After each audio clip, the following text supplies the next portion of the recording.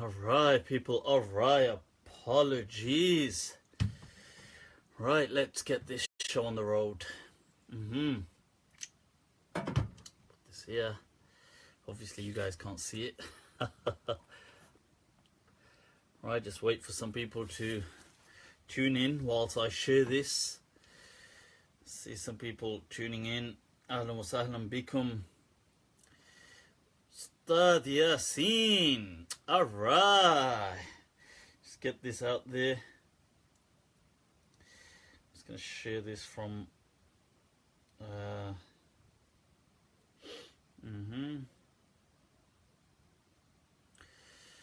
Alaikum salam, Khalid Tai, Ahmed Khan, Imran Munir.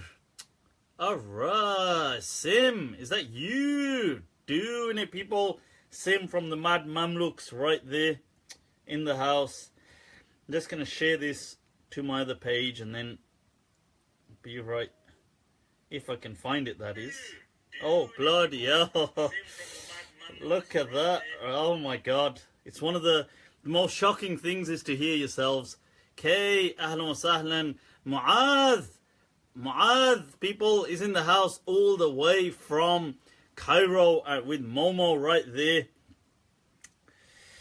Alright. I'm just going to just share this.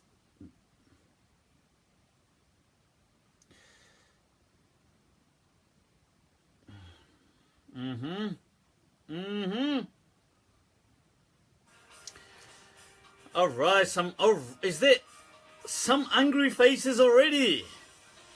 Mufti, what's up with the chain? I don't know what's up with it. What's up with it? Oh, you mean it's super slick? Alright.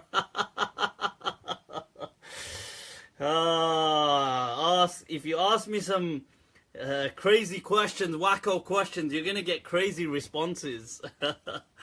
So, Momo, Humais, Kay, Ahlan wa sahlan bil qawm, Ndurre Najaf, Alaykum as-salam.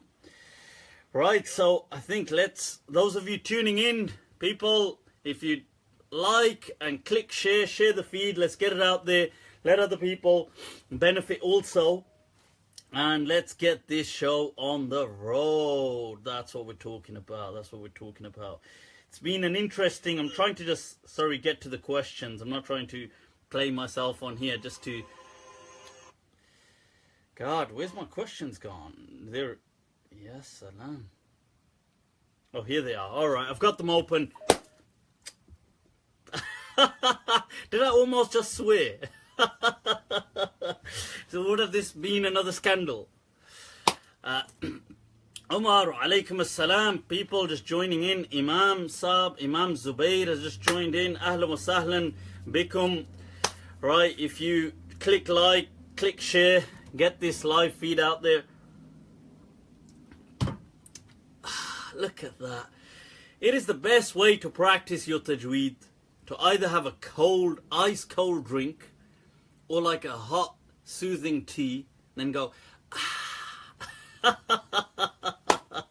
practice the ha.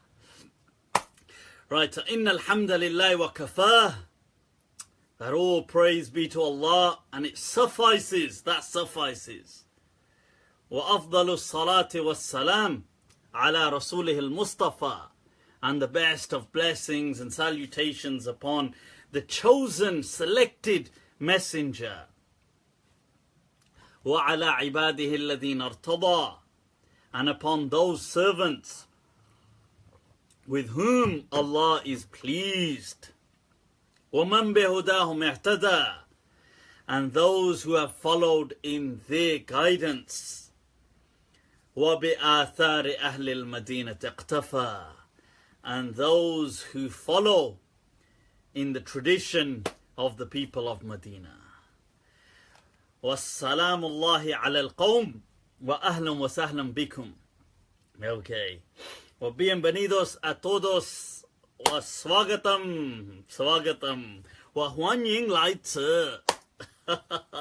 So, people, what have we got going on? Hola, hola. Alright, ¿cómo te va, Samani? Please give some gym advice.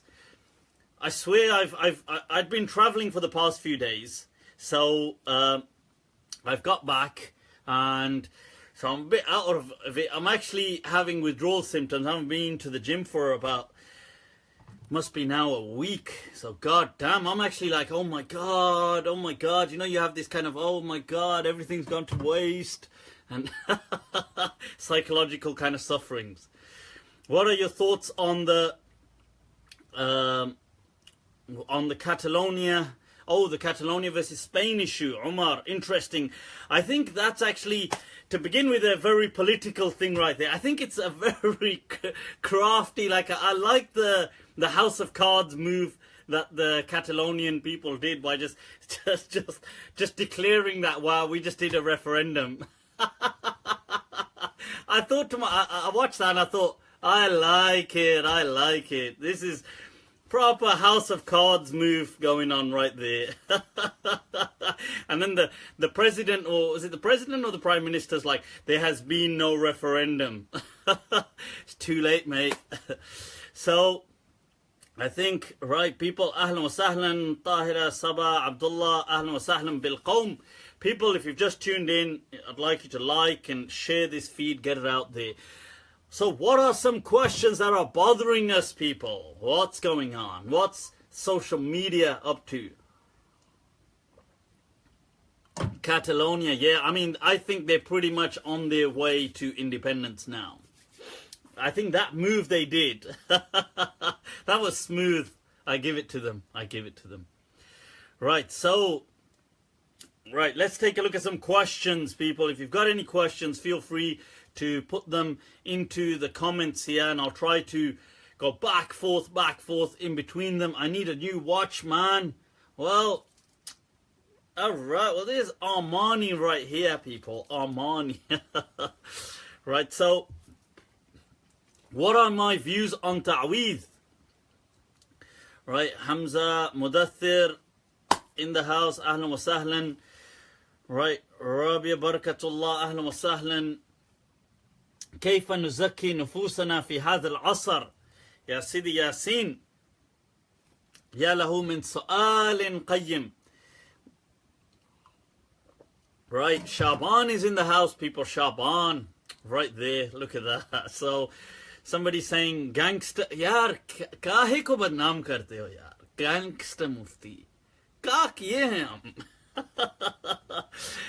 Right, so let's get back to the question. Ta'weez, or in Arabic what they call ta'widha, or ta'aweez plural, or tamima, and the plural is tama'im. Why can't women do li'an if the husband cheats? Let me get to that question. That's an interesting one. Humayra Madani. Okay. What are my views on Imam Ahmad Raza Khan Brelvi Sahib? Acha, I'll get to that. Let's take this ta'weez one first.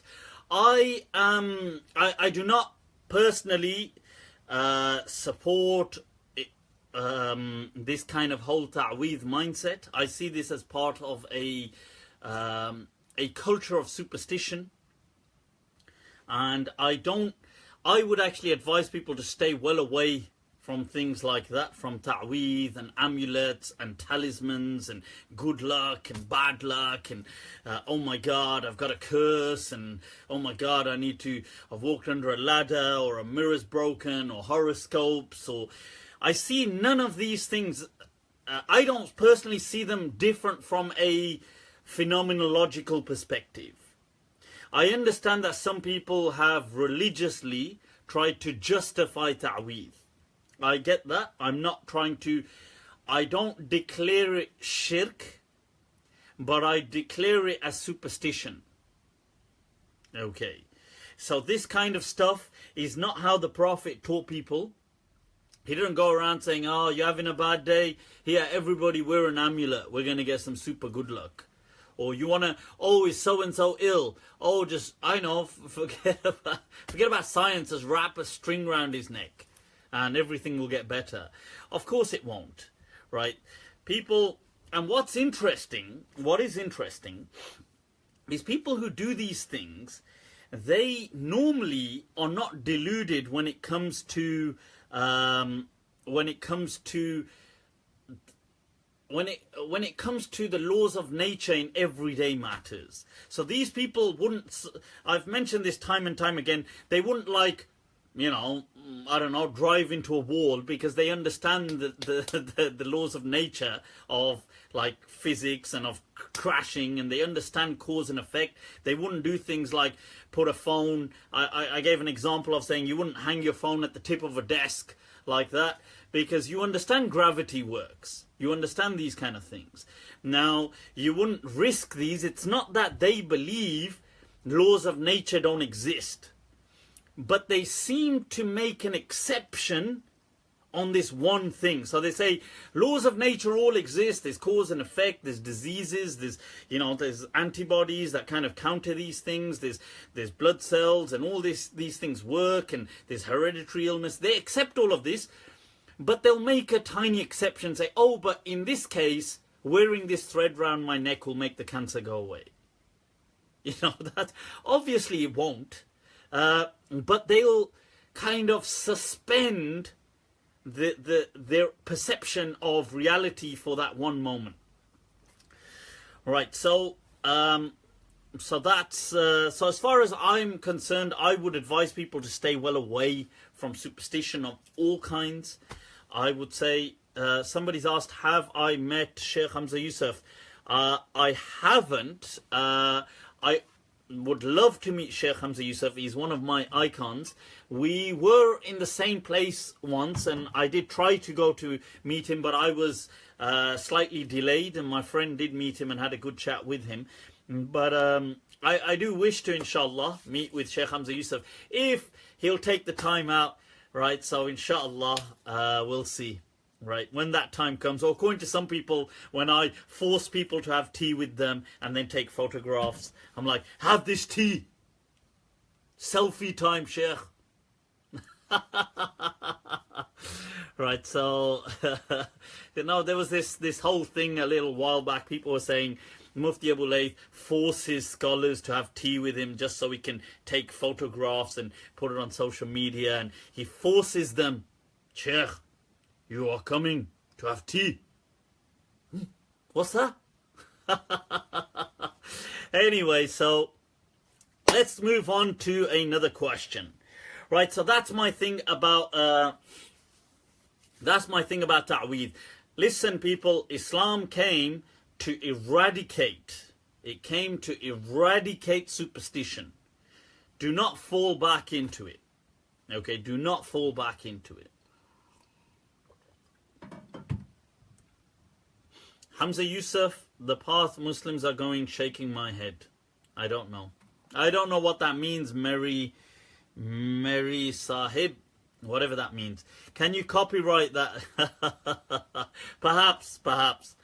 The laugh sounds evil, and evil it is, Myra. Evil it is. Jyoti Katanidis. If yes, can you recommend something on this topic? I'm not sure what the topic is, Jyoti. So, right, now, next question. Somebody had asked a question. If men cheat, can women do Lian? Right, Lian is an ancient practice of invoking curses upon each other. I don't think in this day and age we would do Li'an like that. Al-Asil, Ahlan wa Sahlan, Shaykh Suleiman Van Al. People, Shaykh Suleiman Van Al is in the house. Those of you who are not familiar with Shaykh Suleiman, right, you definitely need to. He's a legend, moved to the UK, he's graced the UK with his presence. You need to check him out on social media, reach out to him, an incredible voice of reason in our age. Right now, so do Christians and Jews go? Right, so coming back to this question, so Li'an is an ancient practice where one of the couple, for example, so usually it was done if the husband suspected that the wife had been cheating, or the son wasn't, the child. In the incident, it was to do with the son in the hadith, but if the child, let's say the pregnancy wasn't his, if he claimed that, so what would happen is he would go, The hairline is a transplant. If I had that hairline, I would be reading 3 kulls. Transplant. No, it's not. Although I have considered that maybe you know, when you see with age as it starts to thin out a bit, you think it's time to get that transplant. But right, so coming back to this question, so if a person denies the child, the pregnancy, and then they, in the ancient practice, they would invoke the curse. He would swear that the child isn't his, and he would say that, you know, he is telling the truth, and may the curse of God be upon him if he is wrong. And if he's lying, sorry. Not if he's wrong, if he's lying. And the woman would do the same. She would, and this is in the Quran, it is mentioned, this practice, that she would say the same thing, that, you know, I swear by Allah, and, you know, may the curse of Allah be upon me.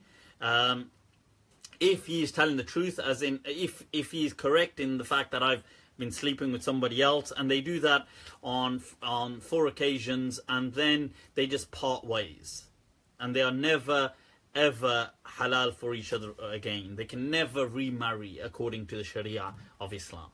Now, Shaykh Khabbab Ahmed, Ahlan wa Sahlan, Shaykh G, Tasharraft.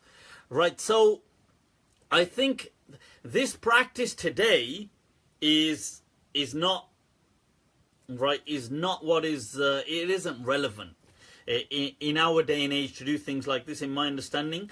What you would do is different practices, like, I mean, as to verifying the child, you could take DNA routes and things like this. If the marriage has fallen apart, then you can simply separate. Okay, you can seek a talaq. If somebody wanted to do li'an, they could. I'm not saying that you can't, but I don't see the purpose.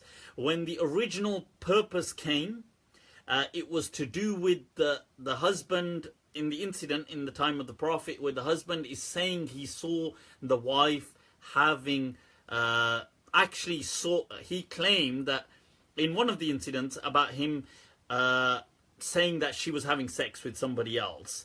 Now, technically that would now cause him to either be punished for bringing an allegation upon her, or it would cause her to be punished if he could bring the proof. So this was the problem. Then this li'an was almost as a method, in my understanding, to avert all of these punishments. So that's the reason the li'an was introduced. It was in line with ancient practices of invoking curses, but also as a mercy. So, okay, right, things have really messed up here, but you guys are never going to get back together. But I tell you what, rather than somebody being punished in this situation now, here's a method to avoid that, to circumvent the classical or the ancient kind of punishments. Now, but today to do this would be irrelevant, because there is no punishment. Okay. Now, Imam Hassan, Ahlan wa Sahlan, Tasharraft people, Imam Hassan of Gloucestershire is in the house. Right, so that's why I think this kind of, and I'm not into this, you know, this practice of saying, let's invoke the curse. If I'm wrong, then you know, there was this guy in you know, some of these zealous, mashallah upon the Salaf, the way of the Salaf. This brother in a chip shop once, many years ago, and he asked for some food, and he was ordering some chicken or something, and the person, apparently, I don't know, the order was wrong. So the person said, no, you ordered this. He said, no, I ordered this chicken. And so what's happened is, right, so what's happened is that he's saying, no, I've ordered this chicken, and the person's saying, no, you haven't, and the chip shop guy, they're having this quarrel. So all of a sudden he says, I ordered this, may the curse of Allah be on me if I am wrong. And if I'm right, may the curse of Allah be on you. I thought, what are we in the, like, what is it? What is the year? Is it like 1342?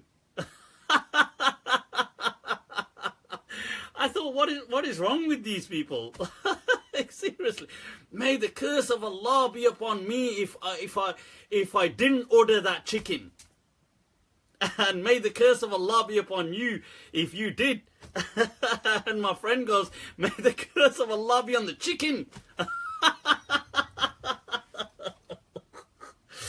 But people, right? I mean, look, my point is that sometimes some people get so immersed in this kind of, this world that they kind of weave together.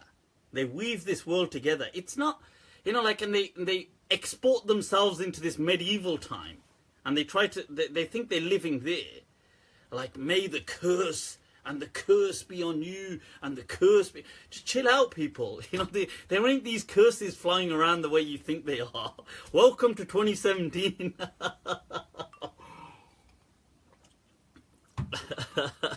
Chicken is a serious matter, I get that, but I'm just saying. So this is my whole point of saying that, look, these things today are irrelevant. They don't share relevance. You know, these curses and things like this, they sound very kind of medieval. Now, the problem with this is if you start speaking in that language, right, you become irrelevant to the people around you. Because Allah says in the Quran, وَمَا أَرْسَلْنَا مِن رَسُولٍ إِلَّا بِلِسَانِ قَوْمِهِ, that we did not send a messenger except with the language and its usage of his people. Right? So this is so now if a messenger was to come and speak in a way that was irrelevant to the people around them, it would compromise the message. So if Muslims today all start acting like we live in the medieval times and start speaking like, you know, like sometimes you get it is sometimes interesting though to watch. I was watching this other brother once. He's making this deal with, like, his trading, doing something. Anyway, so he said, no, I said this, let's be upon clarity. I just loved it. He was like, this was with a regular person, by the way. He goes, let's be upon clarity. Let's have the language that sometimes Muslims start to, when they become practicing, is really interesting. But let's get back to some of these questions. Was Imam Malik considered a Mufti? Of course, Imam Malik was a Mufti. He was the Don Mufti of Medina, to the extent that there was a proverb. It became proverbial that La yufti ahad, let nobody issue fatwa wa Malik fil Medina, whilst Malik resides in Medina. Allah, the Dons of the school of Medina. That's Imam Malik is an absolute legend of this ummah, to the extent, let me tell you something about Imam Malik. Yeah, during the Hajj once, Imam Malik, whilst he was sitting in I believe it may have been the Mina kind of region, he was sitting and people were just sitting, everybody sitting.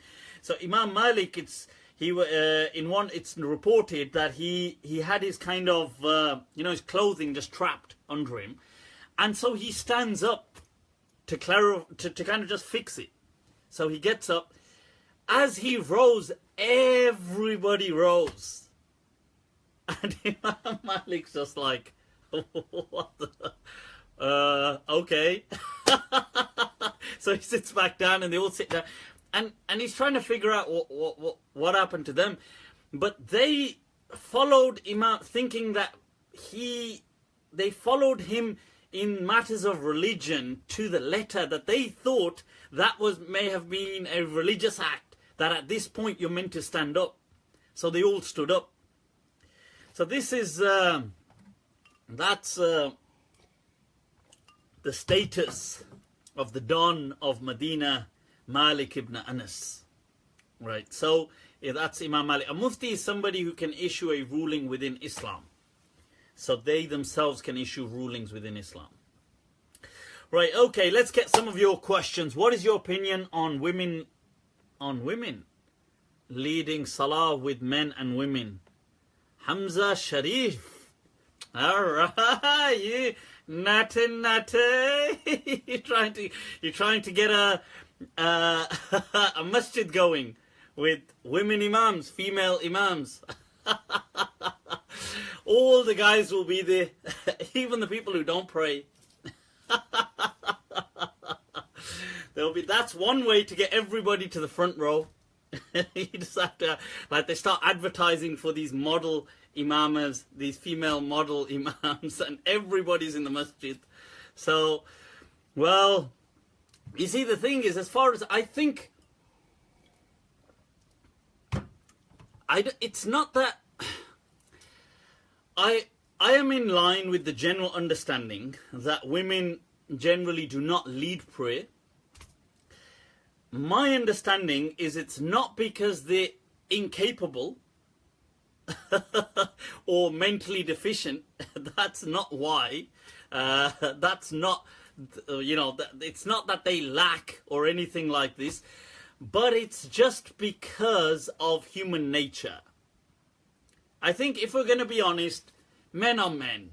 Let's not beat around the bush. Yeah, so, men, it's our evolutionary nature to be, men will always be attracted to women, unless, of course, they're attracted to men, which, hello. Well, oh my. So, but I mean, otherwise there will always be, and obviously if a woman is, and then people will say, oh my God, but that's disgusting. Why are men's thoughts being all perverted? But they just are. So there's no, it's all male species. It's not just men. It's all male species are like that. So, sorry people, but so this is why I think Islam was just being practical. That guys, look, this is worship. Just chill out and let there be a male imam. Because obviously, if men are standing there and women are just like, they're just standing there and the women are just bending over and doing this and doing that, it's going to lead to just nonsensical kind of like humor and chit chat and banter and all sorts. So this is why I think Islam was just pragmatic. So I kind of stand with that position. Yeah, so that's that. But women amongst themselves can lead women. There's no harm, just as men can lead men. And I personally think that it's not that women don't have a capacity. I think women, Islamically speaking, do have the capacity to lead men. As the hadith of Waraqah in Abu Dawood shows that she led her servant in salah. And that was the understanding of Abu Thawr, of Muzani, Sahib al-Shafi'i. It was the opinion of several people that came through the Islamic legacy. So many scholars have gone with that. It's not a very new position. Okay, so just to clarify, so I believe they have the mental, obviously, so anybody trying to say they don't have mental capacity is pathetic. They do have the full capacity from an Islamic perspective. The only reason I think Islam didn't do that is because it's worship and it knew male nature all too well. God knows what men are all about, so it doesn't matter. God's like, come on, the Sharia's like, come on, behave. Don't try the religious one with us. We know what you're really about. Right, so that's Mufti, are Deobandis Muslim? And are they part of Ahlus Sunnah? Of course Deobandis are Muslims. What an absurd question. Look, people, everybody, Ahlus Sunnah, this thing of Ahlus Sunnah, we have to understand is something that scholars came up with to kind of group Orthodox Islam. And it was done for many reasons. I'm sure it's got noble reasons too, but undeniably they have it was to do with control as well, controlling people. So, but I'm sure it had pious reasons to it as well. I can't deny that. But this word, for example, Ahlus Sunnah, for at least almost 200 years after the Prophet, we're seeing a word like this emerge. It doesn't exist. In early Islam, nobody used the word, we are Ahlus Sunnah. They didn't even have a name for the majority of the Muslims. So they were just normal Muslims. Like in Imam Malik's time, the Mudawwana, his book on fiqh, has over 30,000 issues of masail in there. Why did he never ever speak about what Muslims ought to believe? Why did he never do that? Because belief was just very natural back then. Then it started to get institutionalized, and I can see what, there's some pious reasons to institutionalizing things, but usually it leads to problems. Let's just make it clear. We do not have the right to chuck people out of Islam. Okay, to excommunicate. We can explain a ruling. I can say that, look, this is a ruling, this constitutes, disbelief. Like if somebody doesn't believe in God, or, doesn't whatever, you can say that this, but really we don't have the right. I don't have the right to say, you bloody kafir, you bloody this. I don't have that right. God hasn't, I can give a fatwa personally as a mufti, but most people are not even muftis, just to clarify, okay? Let's get that straight. So, but this, the point is, I could give a ruling about a general thing. Like I could say, if somebody said this would constitute kufr, disbelief. But it's not for me to pass judgment upon an individual. Okay, just to clarify that. So, it's important to know. And this Deobandi, Brelvi kind of thing is nonsensical. It is so outdated. It's like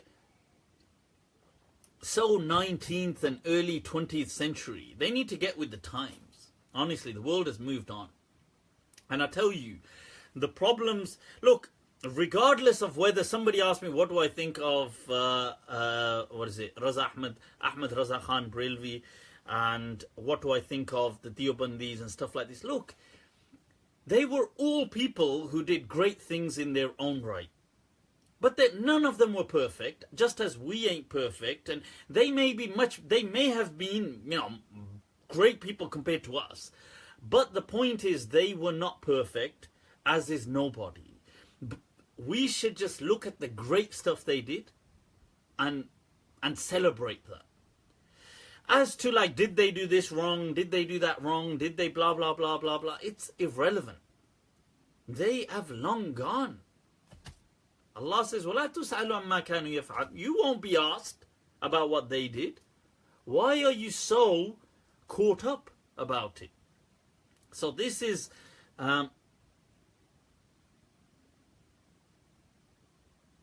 you said Hudud can change nowadays. So if we fix the hadd of zina and the hadd of qadhf, and I do li'an today, what is the procedure? Yusuf Abdul Rahman. Interesting. Es muy interesante, Yusuf. Alright. ¿Qué estás diciendo? I'm going to come to that. Okay. Now, so this whole point of just clarifying that this Dio Brelvi thing is out of date. It has no place in the modern world. Okay, in this modern context, in the developed world, it definitely has no place. So in the West, if you're clinging on to it, that's your choice. It's your life. You can do whatever you want. Do whatever the hell you want. But I can reassure you, mark my words, people, with it, your faith will also die a death. And your coming generations, their iman will tremble. Seriously, it will tremble and collapse to its core right in front of your very eyes. Because you are not offering a solution for their problems. You're throwing them into historical problems which are irrelevant. Right, so let's I'm learning Spanish. Yep, Sidi, of course, I'm studying Espanol. Espanol is an amazing, beautiful language, I have to say. Right, can you touch upon the cursing of Imam Ali radiallahu an and where this originated from? I have a whole video dedicated to that. I'm not going to really go into that. But so you can check my video on it. I don't really, people have asked what do you about the Shia, and somebody just asked me a moment ago, what are my thoughts? Look, I just want to stress that I think as Muslims, the challenges that are facing us are facing all of us. Sunni, Shia, you know, Deobandi, Brelvi, Salafi, Sufi, I don't know, nothing. Because you see, my problem is I don't belong to anything. I mean, I believe to be from the orthodoxy Ahlus Sunnah of Islam, but I don't belong to any particular group. So, but whatever you are as a Muslim, the problems will face you all. So, there is a long video where I've done that, and I've explained in detail that look, I disagree with a lot of these things. That said, I do feel that we need to move forward as a unified as a front. At least mitigate our differences, keep our differences to a minimum. Okay, let me reword that. Mitigate our animosity. Right, maybe we won't be able to mitigate our differences, but at least we can contain the animosity that we have amongst ourselves, unfortunately, and move forward as a massive. As one. I think that's something we could do. We can hold back the kind of as far as the actual Shia Sunni narrative is concerned, I really think all this is political. I've answered this before. I don't personally, I don't agree with either decision. I don't agree with the decision of Sayyidina Ali radiallahu anhu to go to war. I don't agree with the decision of Muawiyah. I agree with those companions who were conscientious objectors to war. I feel war always brings tragedy. And I don't generally agree with the Shia theology at all generally. And I'm categorically opposed to their some of the, not all of them, but many of them that are that promote abuse, verbal abuse to venerated figures within Islam. So I'm categorically opposed to that, and neither do I accept that, and I don't accept the abuse of esteemed companions like Muawiyah. Imam Malik said anybody who curses Muawiyah in his time, Imam Malik had them punished. Right, so that's how, and I fall in line with that. Obviously, I, like all Muslims, love and venerate and Sayyidina Ali radiallahu an, and all people, but I don't have a, like, I don't have this kind of Catholic thing or this kind of towards the holy bloodline. I feel all Muslims are equal.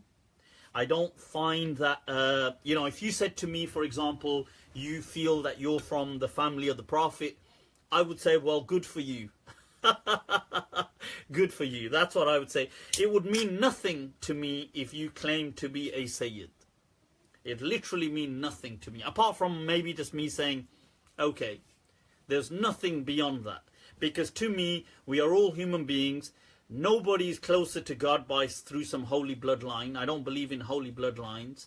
We are all the children of Adam. So in that sense, we're all the children of prophets. You know, so we are the children of prophets. So it doesn't, or of a prophet, Adam. So it doesn't make you any more special than me. Okay, so in you saying to me that, oh, I'm from, well, well, I'm from Adam. So, I mean, how about that? How about that? Cash you outside. How about that? So, and I do feel, I don't think this is everybody, but I feel a lot of people only do this to have a status. That they want recognition to say, I'm from the family of the Prophet, on a recognition status. And many Muslims do give them that recognition.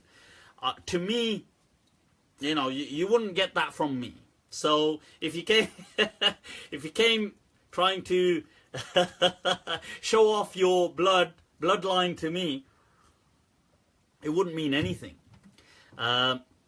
So that's how I see, and that's how I see the Quran. Allah says in the Quran, إِذَا نُفِخَ فِي الصُّورِ, that when the final day comes, فَلَا أَنْسَابَ بَيْنَهُمْ يَوْمَئِذٍ, that their bloodlines mean nothing. And that's the word of God. That's the word I take. Allah. The Messenger of Allah was the best of creation, but with all due respect, he didn't just come for Quraysh. He came for the whole of mankind. And if you think you have some monopoly over him because you claim to be from Quraysh, then you, my friend, are deluded. Okay? Because Allah says he was rahmatan lil alameen, not li Quraysh or li Bani Hashim or li, Fulan or li Fulan or, li Mudar or li these kind of people, these Arab tribes. He was for the whole world. Okay? So that's my view on this whole thing anyway. So moving that aside, let's move on. Somebody's saying you should drink with your right hand. Well, I should, shouldn't I, Mateen? But I'm not going to. It's a reversed camera, you you super intelligent genius. Speaking of geniuses, you might be able to qualify for a a special learning difficulty allowance if you put the if you put the claim in right. Okay, let's see any of the questions. What are we looking at? Is it permissible for a Hanafi to sometimes go according to Imam Abu Hanifah's rules on the start time of Asr and sometimes go according to the ruling of Imam Abu Yusuf on the start time of Asr for convenience purposes? G. Abdul has asked the question. Right, so madrasas have been... See, I'm just asking because you tweeted one of them. I'm not sure. Right, so... Right, the question here is that if somebody is a Hanafi, can he follow Imam Abu Hanifah's point at one time and then Imam Abu Yusuf's? The answer is, of course you can. Somebody is trying to say we should revere the family of the Prophet above all of the Muslims. Mate, you can do whatever you want.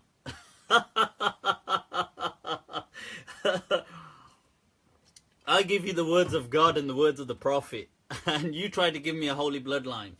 Look, I'm not saying you should disrespect anyone. Don't disrespect anybody, but treat them all equal. No favoritism, no nepotism, no racism, no tribalism.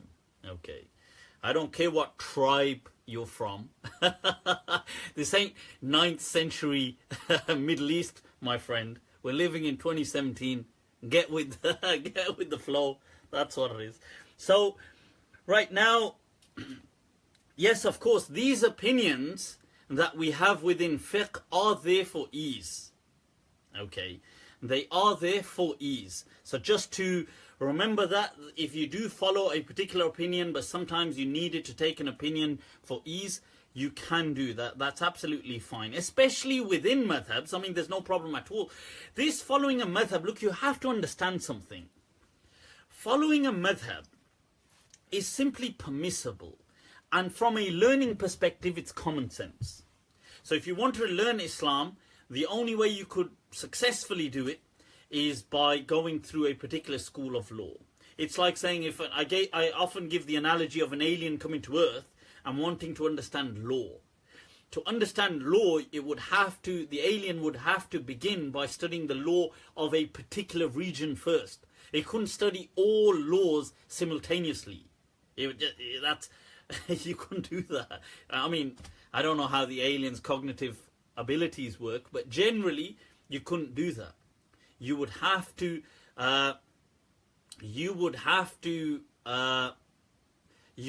learn from one and then move along and compare and so on. So I'm all for following madhabs and learning through madhabs, and I'm very passionate about the school of Medina, the Maliki madhab, and I do feel it is the solution, part of the solution. Zubair ibn Nazir, जनाब हम आप तक इंशाल्लाह पहुंचते हैं. कुछ जरा सब्र और हौसला रखिए. कुछ हौसला रखिए प्रभु. हम आपकी तरफ भी आते हैं इंशाल्लाह. So the thing is, you have to study from one or the other. But this controlling people to be stuck within madhabs, this is part of the institutionalization process. This is why I say to people, look, you have to view things through discourse analysis. You have to, when we are reading books, we have to get into the mindset of everything, of what's going on when these books were written. Most of these people who wrote books, a lot of them were people like judges. When you're a judge, you are attempting to maintain power. They are written from power perspectives and power structures. You can't, like, if I'm a judge, Qadi Fulan, and I'm ruling over you, you can't, I don't want to hear you say, oh, but I don't, according to Imam so-and-so, this is a different ruling. I follow him. I don't want to hear that. Because I have to operate. The system has to operate to protect people's rights. So, in order to do that, people push these narratives. Oh, you must abide by a particular school of law. Once you're in a school of law, you are stuck. You cannot move around. You cannot do... These are power structures to keep some kind of order and systems operational.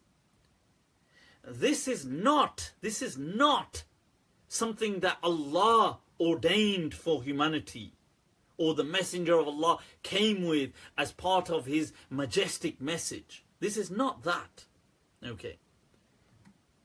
Mufti, what madrasa did I go to? Listen, I've got a detailed bio on my about thing on my Facebook page, so if you can read it there, inshallah. Are there any physical benefits in zamzam water? Not feeling the benefit. Shafqat, it depends what you mean by that. We are told that this is a blessed water.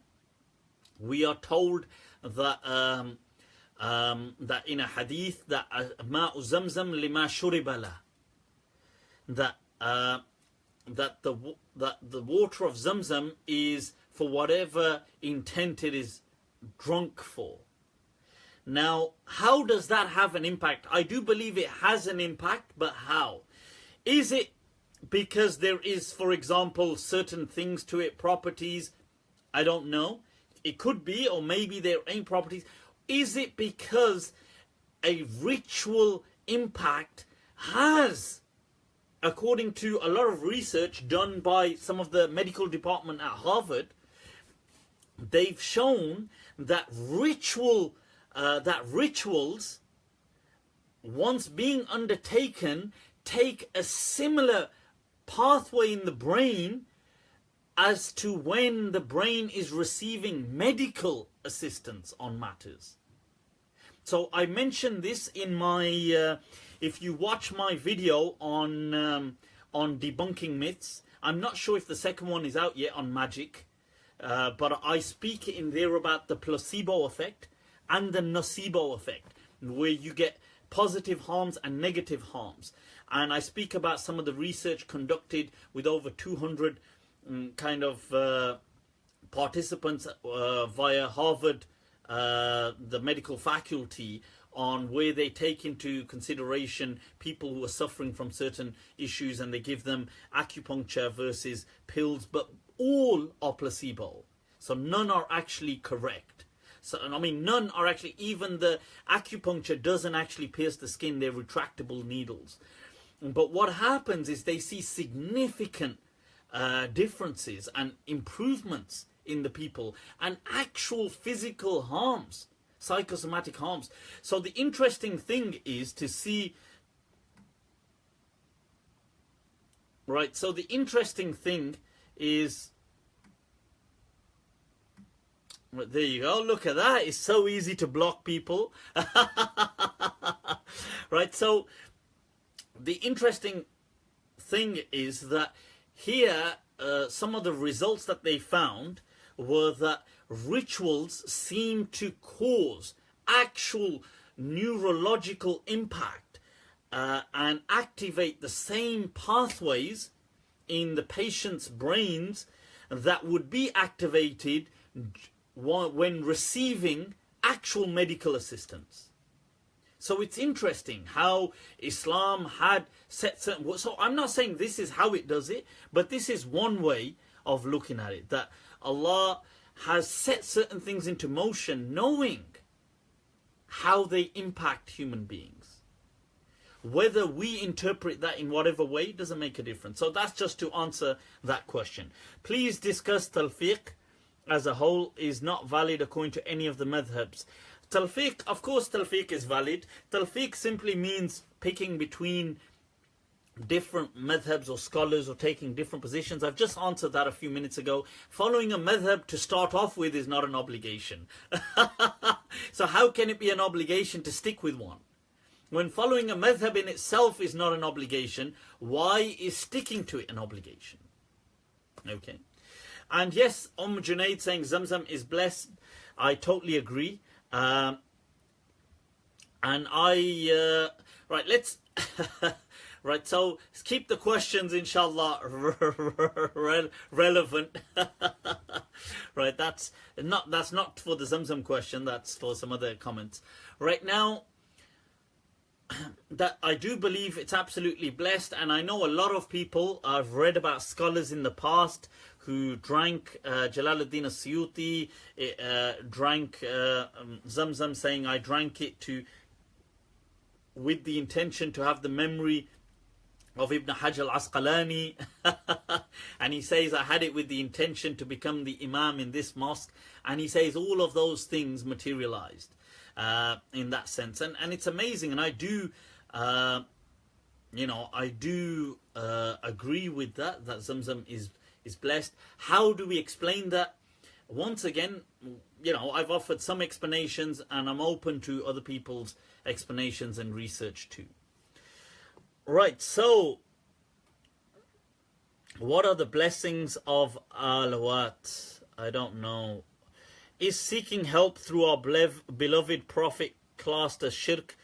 No, it's not classed as shirk, although I have answered that generally it's not the way I mean, generally, Allah in the Quran says, Ud'uni astajib lakum, call me, I will answer, okay? So that's what I would say, that we do as Allah asks us to do. I've answered this in much more detail in a previous show, you can check that there.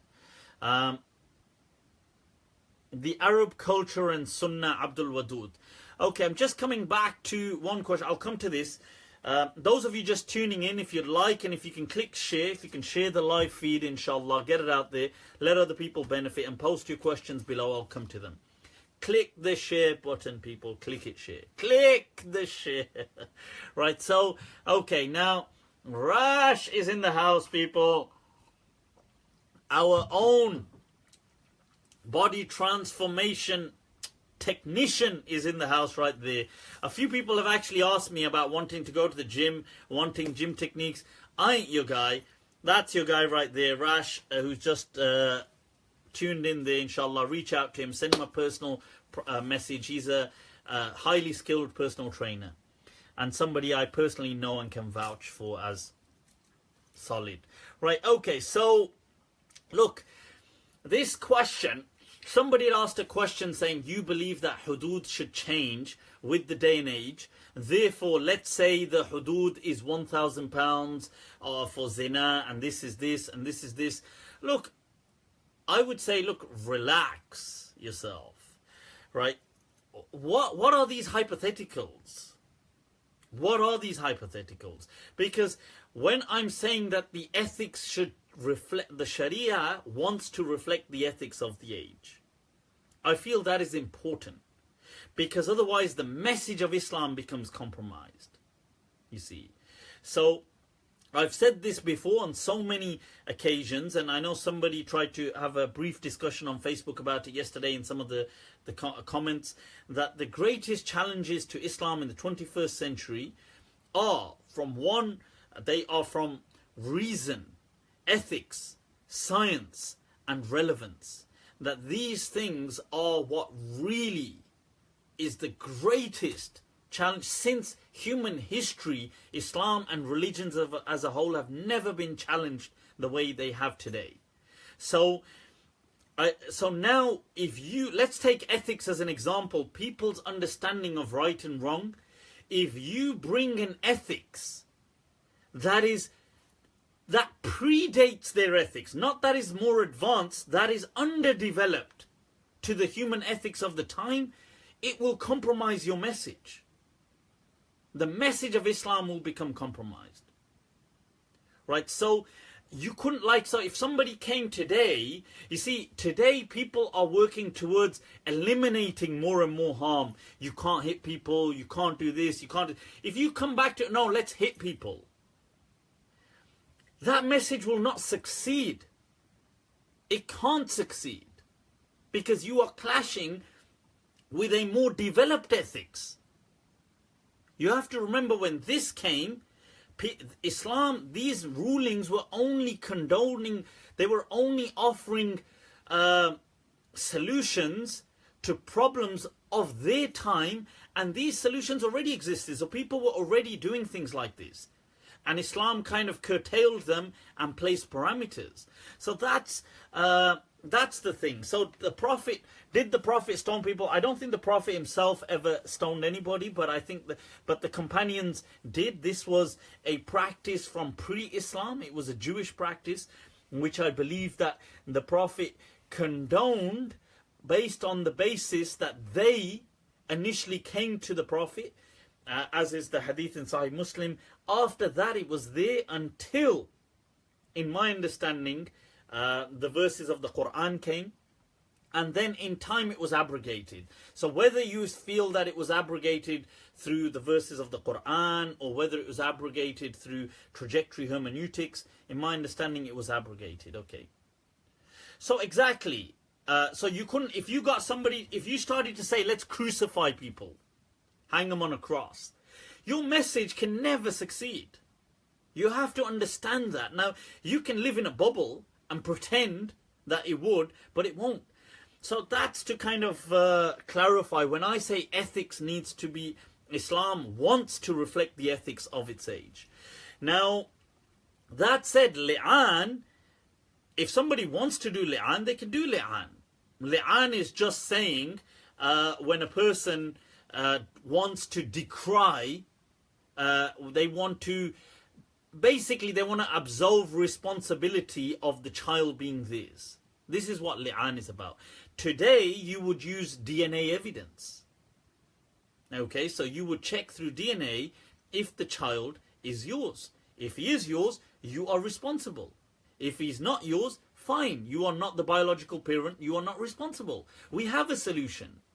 You see, you couldn't have had a DNA solution 1300 years ago. So that's why they had a solution to meet the challenge of the age. Today, saying, oh, this child is not mine, may the curse of God be on me if it is, and the DNA report says, no mate, it is yours.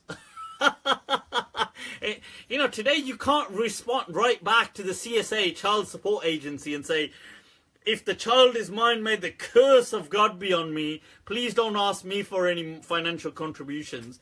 No, mate. I'm afraid you still have to contribute. It's your child, mate. So this kind of stuff, exactly. It's a bit irrelevant. You see, don't make Islam irrelevant. Please. Haath jod ke, I'm asking you. Don't make Islam irrelevant. Don't make it a laughing stock. People, we don't do ourselves any favors towards Islam. We make it so irrelevant. Right now. Right, okay. Mufti, does everybody get a fair chance to go to Jannah? I believe yes, so. They do. I believe the hadith of the Messenger of Allah sallallahu alaihi wasallam when he said, nobody goes to Jannah with their own actions. Nobody. He said they only enter paradise through the grace of God. So whoever Allah wants to grace, He can grace. In this world we have certain rules as Muslims. These rules were also, they were made more as rules really on how to differentiate who's a Muslim, who's a non-Muslim, how to have certain kind of interaction, certain things. Even some of those rulings have become a bit irrelevant over time because the world today operates differently. But that said, they are simply worldly rulings. They are not for the akhirah. Right? So although we can say in the world, these people are not Muslims, these people are Muslims, these people, but what we can't say is these people are going to heaven, these people are going to hell. We can't do that. We only have a remit, a parameter, which only allows us to discuss from a worldly perspective of who may be apparently in our system a Muslim or not. As to Allah saying anybody who doesn't do this and he doesn't do that will go to the hellfire, then that is true. Allah has said these things, but the ulama of the past have discussed that when Allah makes threats in the Quran, it is not necessary that he has to see those threats through. Whereas when he makes a promise, he will see the promise through. So what they say is that, you see, if a person, and they give an analogy, that if a person forgoes a threat, it is seen as incredibly a positive kind of action. It is received and welcomed by people. And as opposed to if somebody forgoes a reward. If somebody says, I'm going to give you this reward, and then says, don't worry about it. It's received negatively. So the ulama have discussed these things, that although Allah has said this, but if Allah wants, everybody can go to heaven. He can. It's not impossible for Allah. So what Allah does is it's not our business to be discussing that. So we just leave it there. What are your views on Shaykh Yasir al-Hanafi? Come on, people. I think Shaykh Yasir al-Hanafi is a respectable Hanafi scholar who is... stop trying to drop me in it, please, with all these personal... And I do have a somewhat of a, I would feel, a personal relationship with him. I would feel that I could possibly, I would feel from my side, call him a friend. Even though we may disagree massively on actual issues of fiqh. But I do feel that, I have spoken to him personally, I've met him. Just as other people, I would feel if I had an issue with him or other people, I could, if I wanted to, pick up the phone and call him and he would respond. And that's the relationship all Muslims should, especially people within the clergy or the kind of imams should aspire to. Okay, next question. Which madhab, in your opinion, is the most suitable? The Don madhab of them all. The school of Medina, people. Okay, let me rephrase that for you. Somebody came to Imam Malik. And he said to Imam Malik, I want to learn Islam. Could you do a talk on Salawat Durood Sharif? I'll come to that question, Naseby Spears. That's an interesting name, Naseby Spears. Right, so somebody came to Imam Malik and he said, I want to learn about Islam. Imam Malik said, then take up residence in Medina. Allah. He said, for the Quran was not revealed at the riverbed of the Euphrates. That this, he said, it was here in Medina that the Quran was revealed. It was here that the angel Jibreel descended. And it was here that the Messenger of Allah lived and passed away. So he said, if you want to learn, then learn from the people of Medina. So that is the tradition which I myself adhere to. And so I'm not dissing the other traditions, but it is why I feel it's the most, it's the best for the West. Look at that. Best for the West. There's some people out there, they catch these kind of stills of me doing stuff like this. And they go, oh, the devil sign. Devil sign.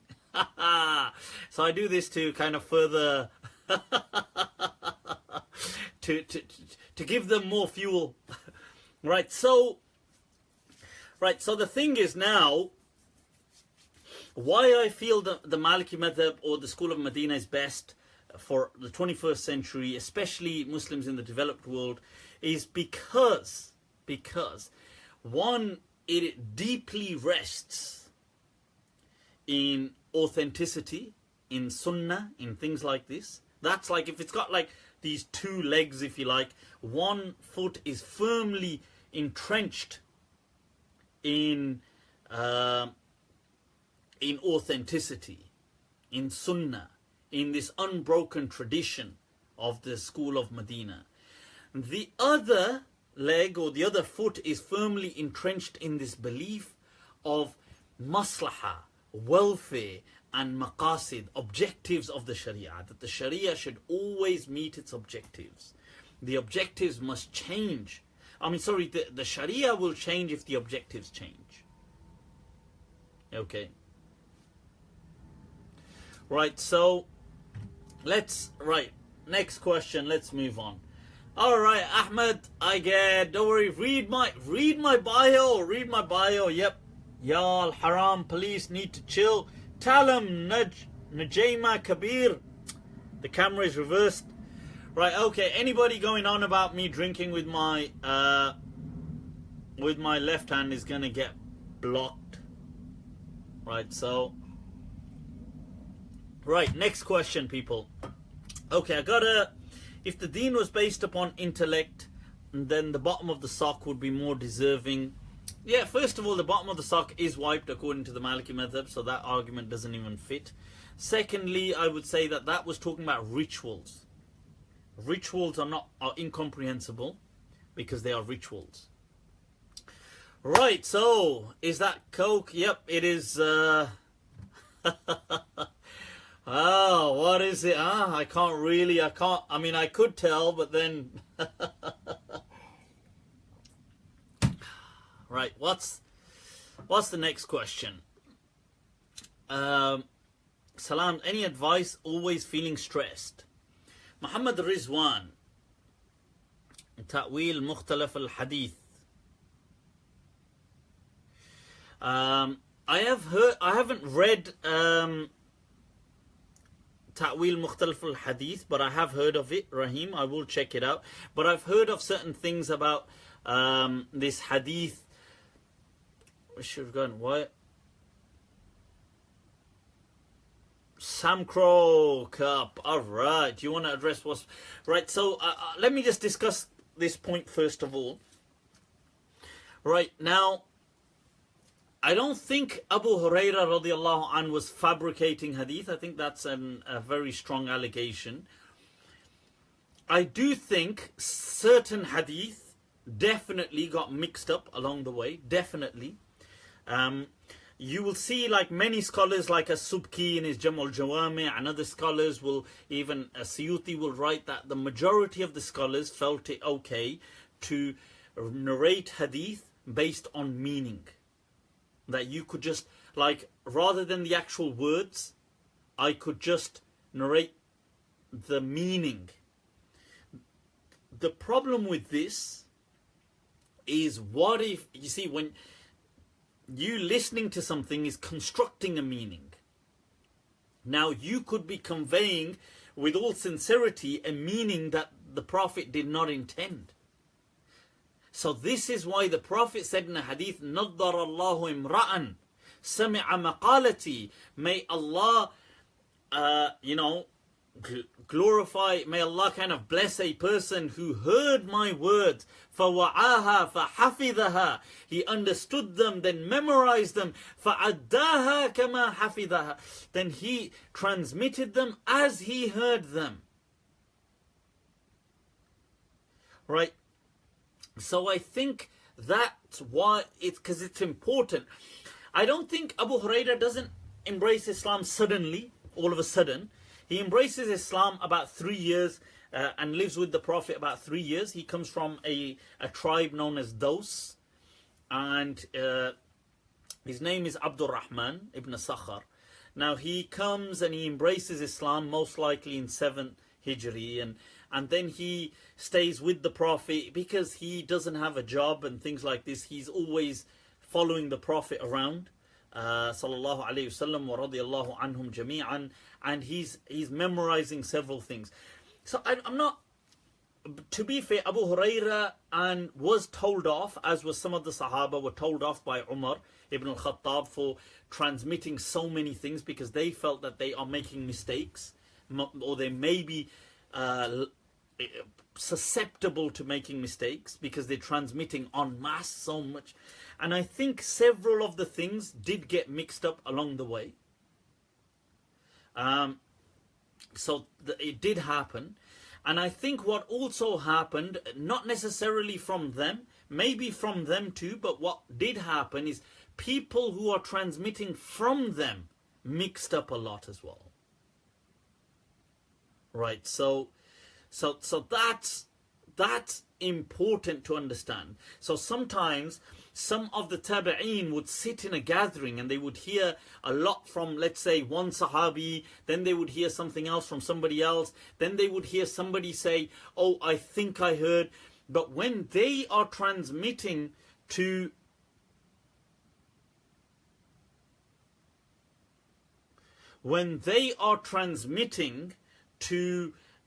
people who come after them, what happens is they may have said like something they heard from somebody else, also grouped that with what they heard from Abu Hurairah, for example.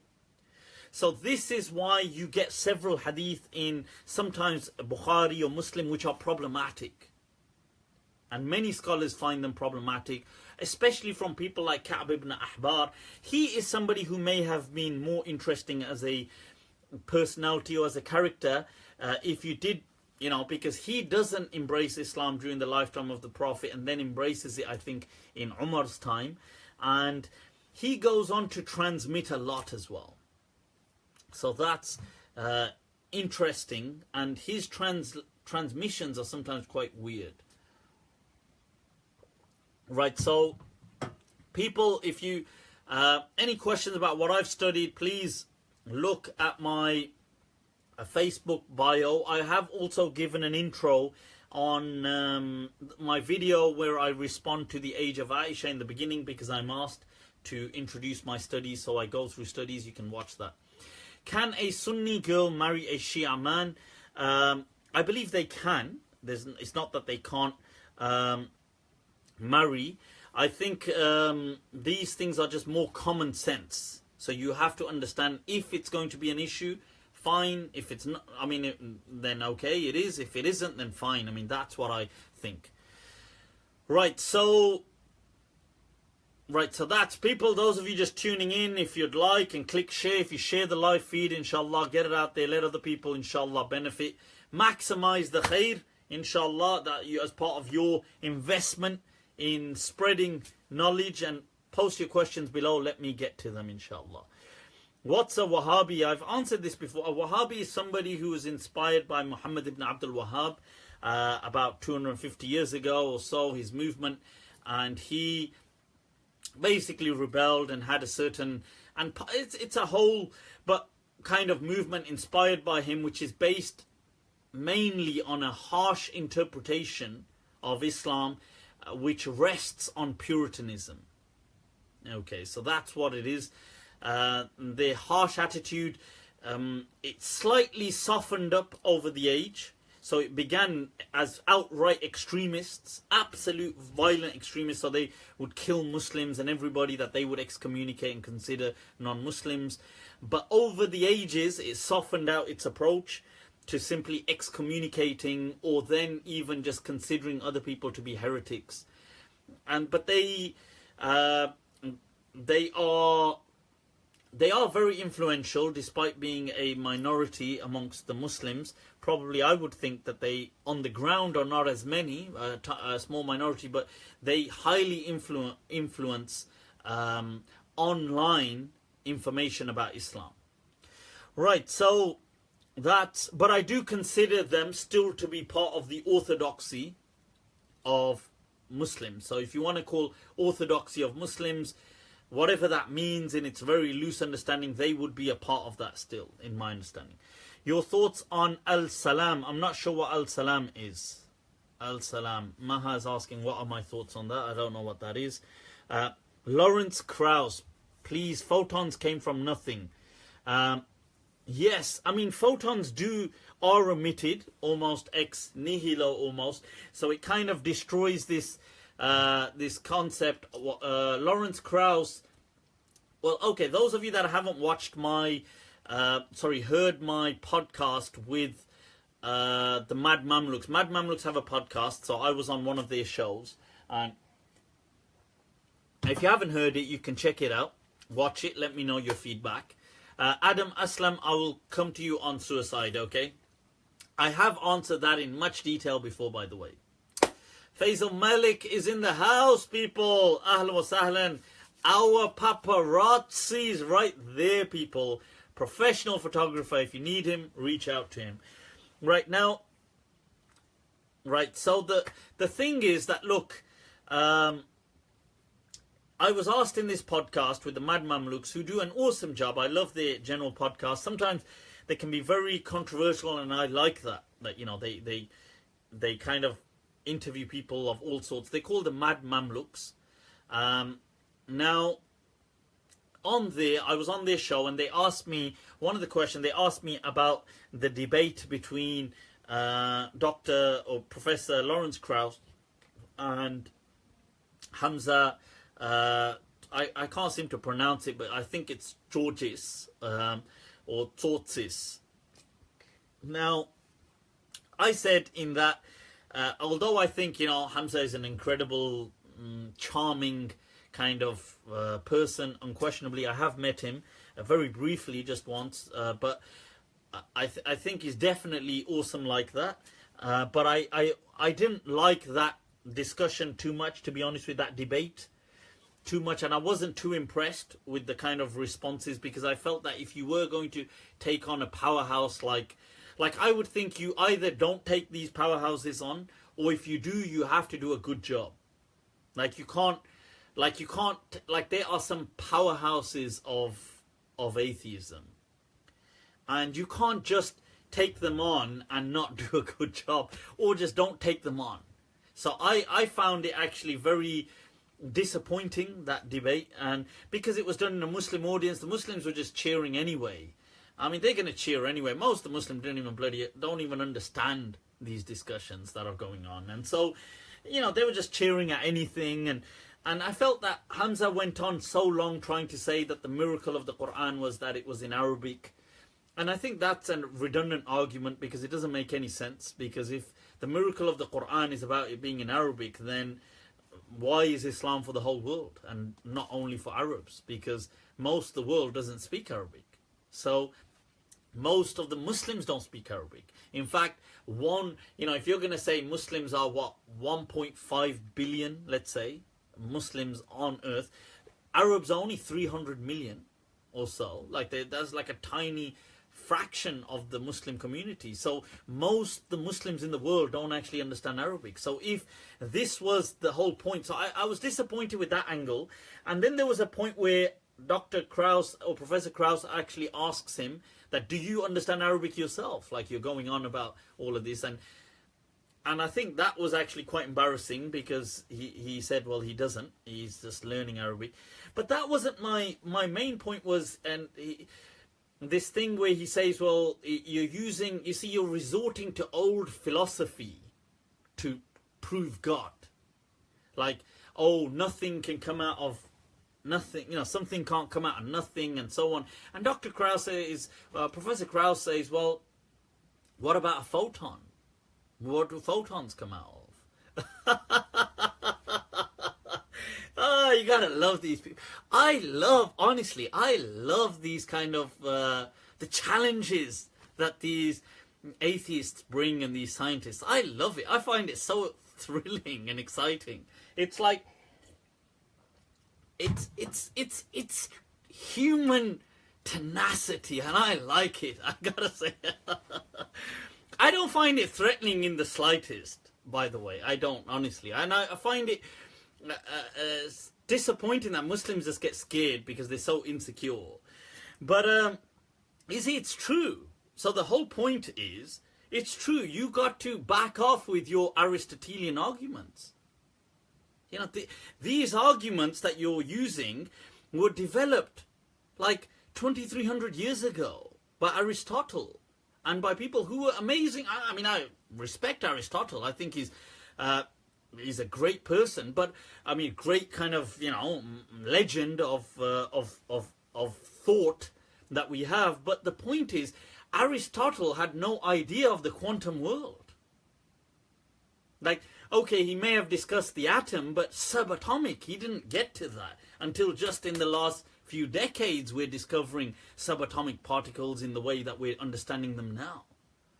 So when you see, when you try to use outdated things it makes all Muslims, because if it falls back, all Muslims get embarrassed. So that was my point. I don't see that as a problem, that where do photons come from, where do stuff like this. They're obviously emitted, and fair enough, they do come almost like they come into existence almost out of nothing. But I don't see this. Obviously, you could argue that it's part of, you know, the electromagnetic kind of waves and things like this. Obviously, these things are present to allow photons to be in existence, or whatever, however you want to argue. But my point is that, look, we don't need to prove God exists. You don't need to prove God exists. You will never prove God exists. The debate was simply, I forgot what they call it, but if you type in Krauss, Lawrence Krauss versus Hamza Tzortzis, it'll come up. But we don't need to prove that God exists. And that is not the problem. People need to understand that Islam today, religion today, is not being attacked based on God. God is not the problem.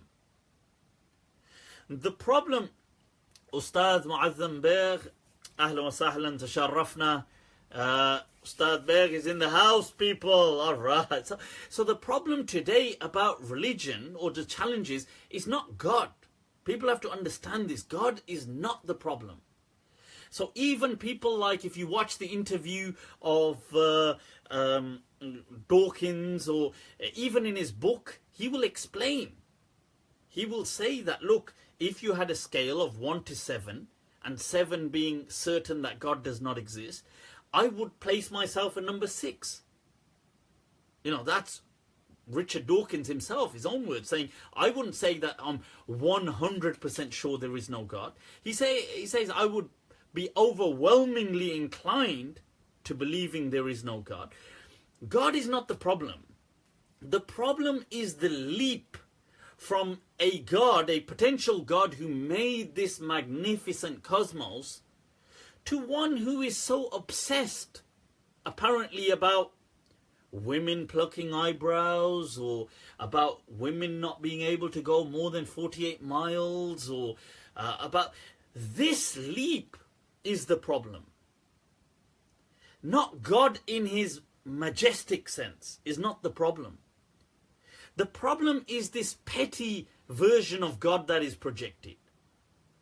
That if God did create all this magnificent cosmos from the infinite to take it right down to the intricacies of the infinitesimal world of the quantum, right? You take a look at that. If God is this amazing, this being, this transcendent being that did all of this, then why is he obsessed about saying women can't go outside the house? Why is he obsessed with saying things like stone people to death?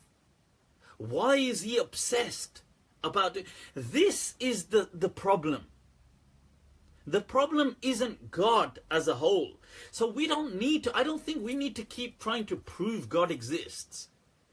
We need to deal with these challenges. This is why I said that, look, the greatest challenges come from science, yes, because why from science? Because science is providing more answers than religion can today around nature.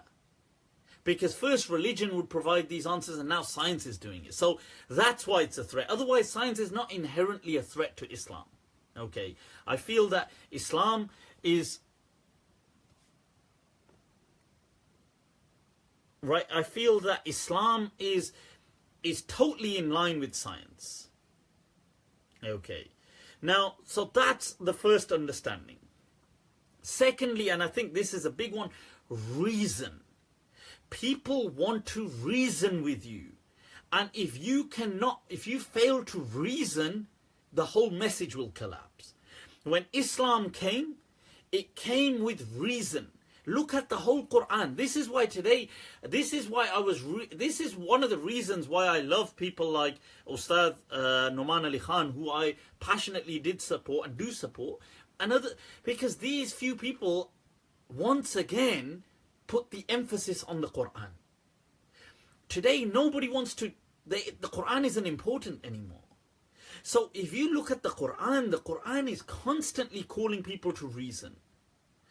أَفَلَا تَعْقِلُونَ. Do you not use your intellect? إِنَّ فِي ذَلِكَ عِبْرَةً. There is an ibrah in that. لِأُولِي الْأَبْصَارِ. For people of insight. لِأُولِي النُّهَى. Of people of great intellectual capacity.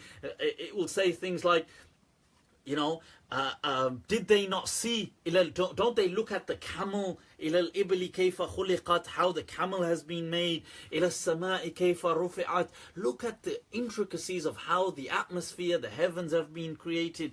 Look at this is the Quran's language. The Quran isn't just saying, hey, believe in me, it's tough luck. If you don't, it's believe in me or you're going to get it. It doesn't come from an intimidating perspective like that. Yes, sometimes it has mentioned stuff, but the Quran generally, if you're going to balance out its entire message, it's saying, Man sha'a falyu'min, man sha'a falyakfur. You want to believe, believe. If you want to disbelieve, disbelieve. So, this is the message of the Quran. So today, people want to reason. This is really important. The third and the biggest thing is ethics. Ethics has become a huge problem. It's become a massive hurdle in the way of Islam. Because people are trying to promote an ethics which appear underdeveloped. So people are saying, oh, it's like, you see, when Islam came, Islam was there tackling, like saying, oh, stop this brutality, stop this brutality. No, so-and-so has rights, so-and-so has rights, women have rights, children have rights, elderly have rights, servants, slaves have rights, employees have rights, this person has rights. No, you can't do this. No, you can't maim people. No, you can't disfigure people. No, you can't do this. No, you can't do that. No, you can't do... It was, oh, you can't transgress. You can't... It was seen as the ethics were ahead of its age. Today, what's happening is we're presenting ethics which seem underdeveloped. You're saying to people, oh, he's caught... You know what? You should stone this person to death. It's like, what the hell is wrong with you? They're like, you know, people are saying, oh, Muslims, oh, Islam gave rights to women 1400 years ago. Really? Then why is Saudi Arabia in 2017 saying they can drive? Like, look, actions speak louder than words. Muslim countries today are pathetic on human rights. They're devastated. They're a disaster on human rights. If Islam came with human rights 1400 years ago, then what the hell happened? Because there's no point going on about we brought human rights, we gave women rights of this, we gave this. And there's still, this is a huge victory that women can drive now. They can drive in 2017. And don't get me wrong, of course I get that it's a victory for Saudi people. But it's like they're bloody cave people. It's like Neanderthals would have been ahead of them. If Neanderthals still didn't go extinct, we would have had Neanderthals driving around in cars. And the Saudis are still Saudis are still trying to preserve the ovaries. Saudis are like the the ovaries of the of these women get damaged when they sit, when they drive. And I read this tweet by a scholar, a Saudi scholar, say, Alhamdulillah. He said, the land of Tawheed, the land of the oneness of Allah, has reigned supreme. This was 2 years ago, because they tried this campaign 2 years ago and it failed. He said, has succeeded once again in disallowing women to drive, and the conspiracies of the Shia and the Jews have failed.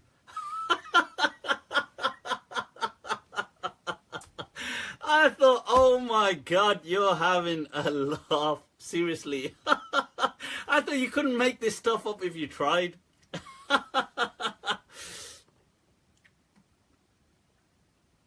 Right, so the thing is, look, let's get this clear.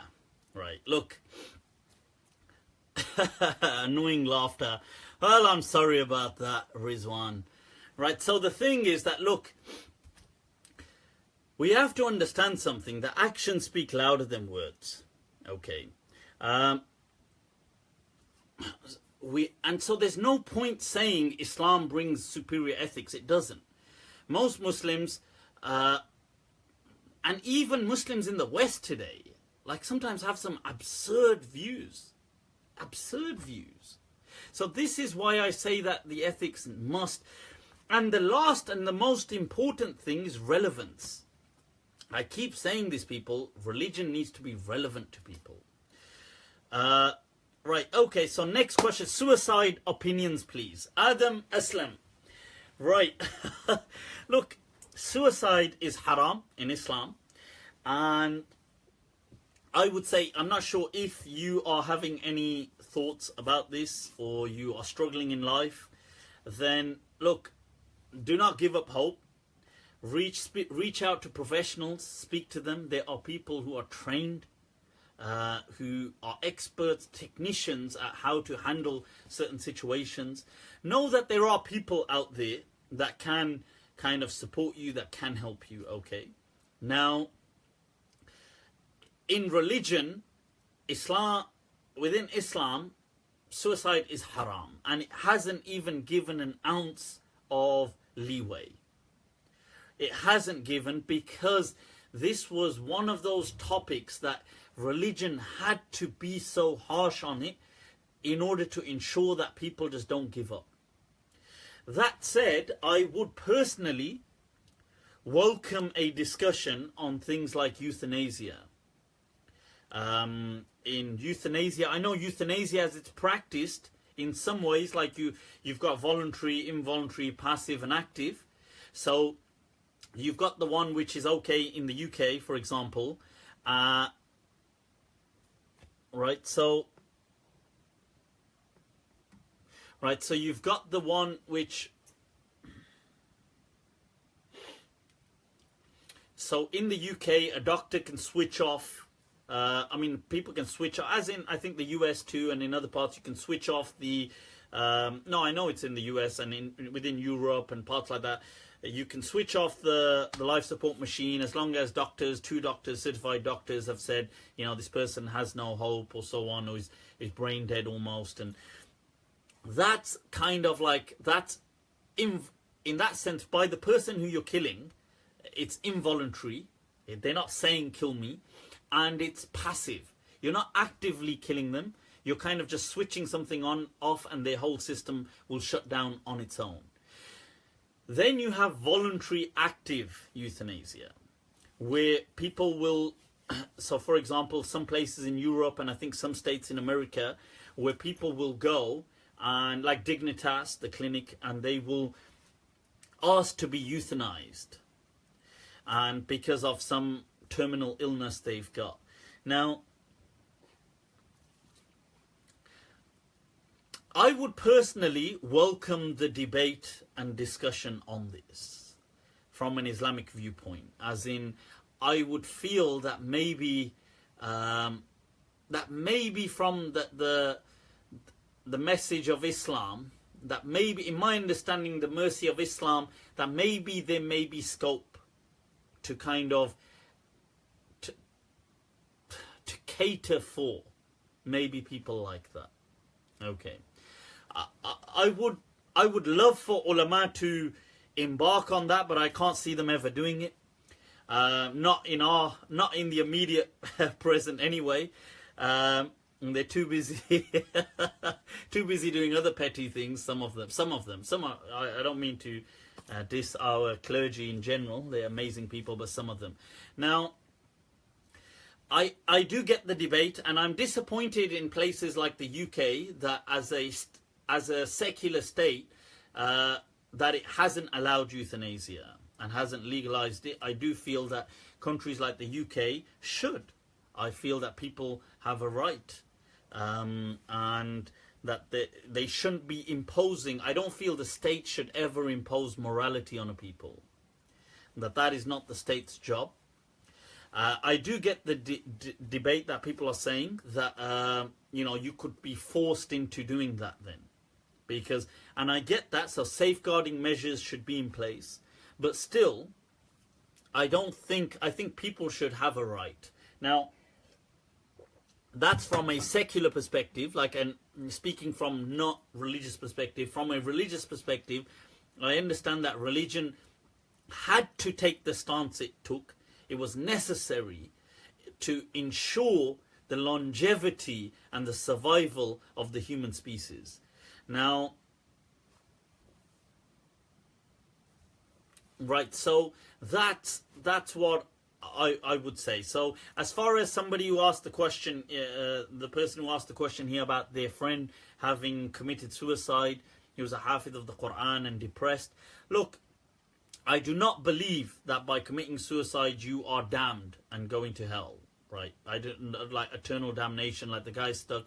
Allah is merciful, okay? Allah understands you better than you. Right, so I don't think, inshallah, the person that did this, my thoughts and du'as are with their family. I think it's more suffering for the people that they perhaps leave behind. This is for people. I'm not supportive of, I'm not supportive at all of general suicide, but euthanasia for the terminally ill and things like that, I would welcome a discussion on. Generally, depression, I do think that you can, firmly believe that you can come out of depression. I firmly believe that you can be brought out of it. People, you need a supportive network of friends around you. You need people that can try to pull you out. You need to preoccupy your mind. You need to, a lot of these things are mental things, and the mind can work wonders. It can be destructive, but it can be highly productive. So look, if you're feeling very down, right? If you're feeling very down, I would encourage you to reach out to people. People you can, I know it's going to sound very like, people say to me, Mufti, it's not like that, but try to do things that will cheer you up. Be around people that will make you laugh. Try to laugh. I know it may be hard, but try to do it. Right? Try to do something physical, because it impacts your psychological state of mind. It produces certain kind of transmitters are more released in the brain. Certain kind of therapeutic measures are taken by the brain whilst a person is working out. Do things that are relaxing. Try to think of different strategies. Sometimes people might be financially in debt, for example. Think of strategies. There are networks out there. Yes, there's endorphins released, but sometimes dopamine, other kind of active neurotransmitters as well. Now, the point is that, look, reach out. There are systems in place. So somebody might be struggling, for example, massively under debt. But you could do something like in this part of the world, there's bankruptcy, there's other measures, that there's plenty of safety nets. to help people. Sometimes it's just a lack of knowledge of them. Okay? Watch stand-up comedy, honestly. If it's not, sometimes people are depressed, but there's no reason to be depressed. They need to really shake themselves out of it. They need to really watch some comedy and do something. Right, so that's the go to sleep, you'll miss Fajr. Well, Maha, blessed are the naive. You have no idea how vampires live. Right, oh man, what's your view on him? I've answered this before. Alright, look, let's take a few rapid questions. How do you shake yourself? Right, so let me take a look at some of these questions and I'll try to rapid round some of these. I was asked a question, by the way, about things like, somebody had asked about relationships. Now, I get asked this a lot of the times. You see, in my understanding, people, Islam did not, those of you, by the way, those of you just tuning in, feel free to like, inshallah, the like the show, god damn it. Click share the live feed, get it out there, let others benefit, and post your questions below. Right, so now people were discussing things like relationships, yeah, and I've been asked this a lot. Look, I want to explain something, that we have narratives, we have a story, okay, of what we think Islam is telling us. It doesn't mean Islam is necessarily always telling us that. Okay, so you have to understand this, and I know it might be a bitter pill for people sometimes, but it's true. In my understanding, Islam doesn't tell us much about relationships at all. It just gives us some parameters about being responsible, and then it just lets people be. So it doesn't say you should have a relationship like this, or you should have a relationship like that, or you should, once you're in... So for example, let me give you an example. Now, having lifelong relationships, awesome, nothing wrong with them, all good, I'm sure. But Islam never said you should have a lifelong relationship. This is just like, I'm just putting this out there as a shock, that you'd be like, whoa, what are you talking about? In fact, it never said that. Never ever. It doesn't say you shouldn't have it, but it doesn't say you should have it. This, believe it or not, is actually a Christian concept. In fact, 900 years ago, Qadi Abu Bakr ibn Arabi, the Maliki legend from Muslim Spain, in his tafsir of the Quran, writes under the verse to do with talaq.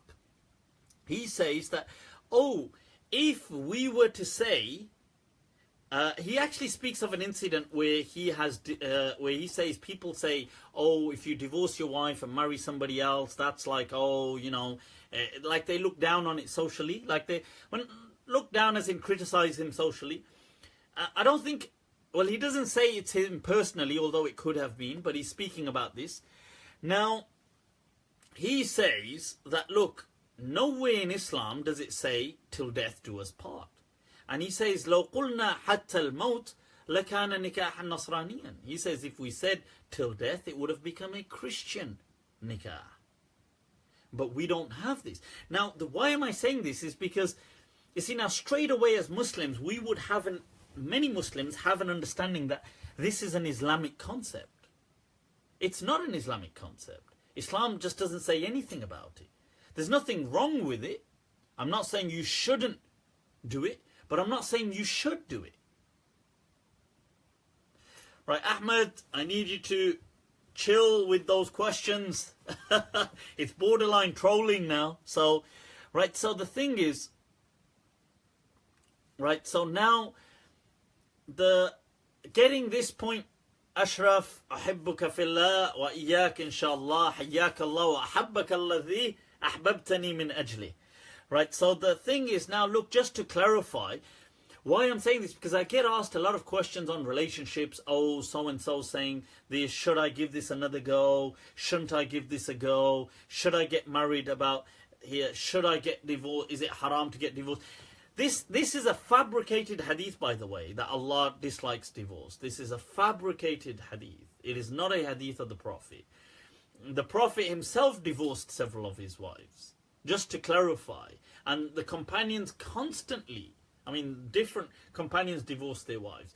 So Islam just didn't, it just had a kind of like a hands-off approach. Like, you know what to do with your life. If you want it, if it works out, alhamdulillah. If it doesn't work out, it doesn't work out. I'm not saying people should go this way or that way. I'm saying you are responsible for your own life. But these stories and narratives we bring with us in saying that it's like we think Islam wants us to have, so we think Islam wants us to have relationships in this way. Islam has never said that. So I'm just clarifying that. So I was asked as well, somebody told me that with all these other propaganda going on against certain scholars, that somebody had mentioned something against Mufti Menk also, apparently, about him having multiple wives or something, and you know, what's the sketch on this, and why do people... Look, the thing is, these things, whether they're true or not true, first of all, they're nobody's business. But secondly, we have to remember where we are getting influenced by. We are simply carrying a story. That's all we're carrying in our mind. Our story is not the same. Like, we think Muslims have always thought like us. They haven't. And even today, many don't. So that's why I gave this example of a monogamous marriage till death do us part. Is simply a Western, this is a very recent modern world phenomenon post World War II. Especially, you know, this ideal kind of the American dream kind of model. So I'm just giving this example out there. The same thing with, look, I always say, I make things like that. Look, we should always go in line with stuff like with science. We should learn from social science, and we learn from our own fitrah.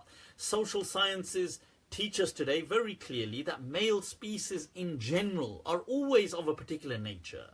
Now, you can try to superimpose a modern structure on them, but it's not going to generally work, is it? So that's my understanding. So as far as these examples of people saying, oh, so-and-so has multiple relationships, in my understanding, look, it's their thing. And secondly, this is only creature nature.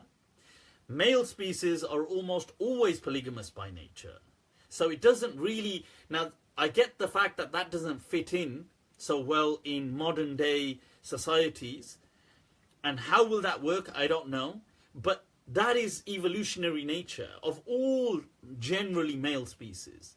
So making these things into the kind of deal that we do, we can do, but it's not Islam. It's our perspective. That's all I want to ask. Ahmed, chill out with the questions, man. Let's get some of these questions right. Where are we?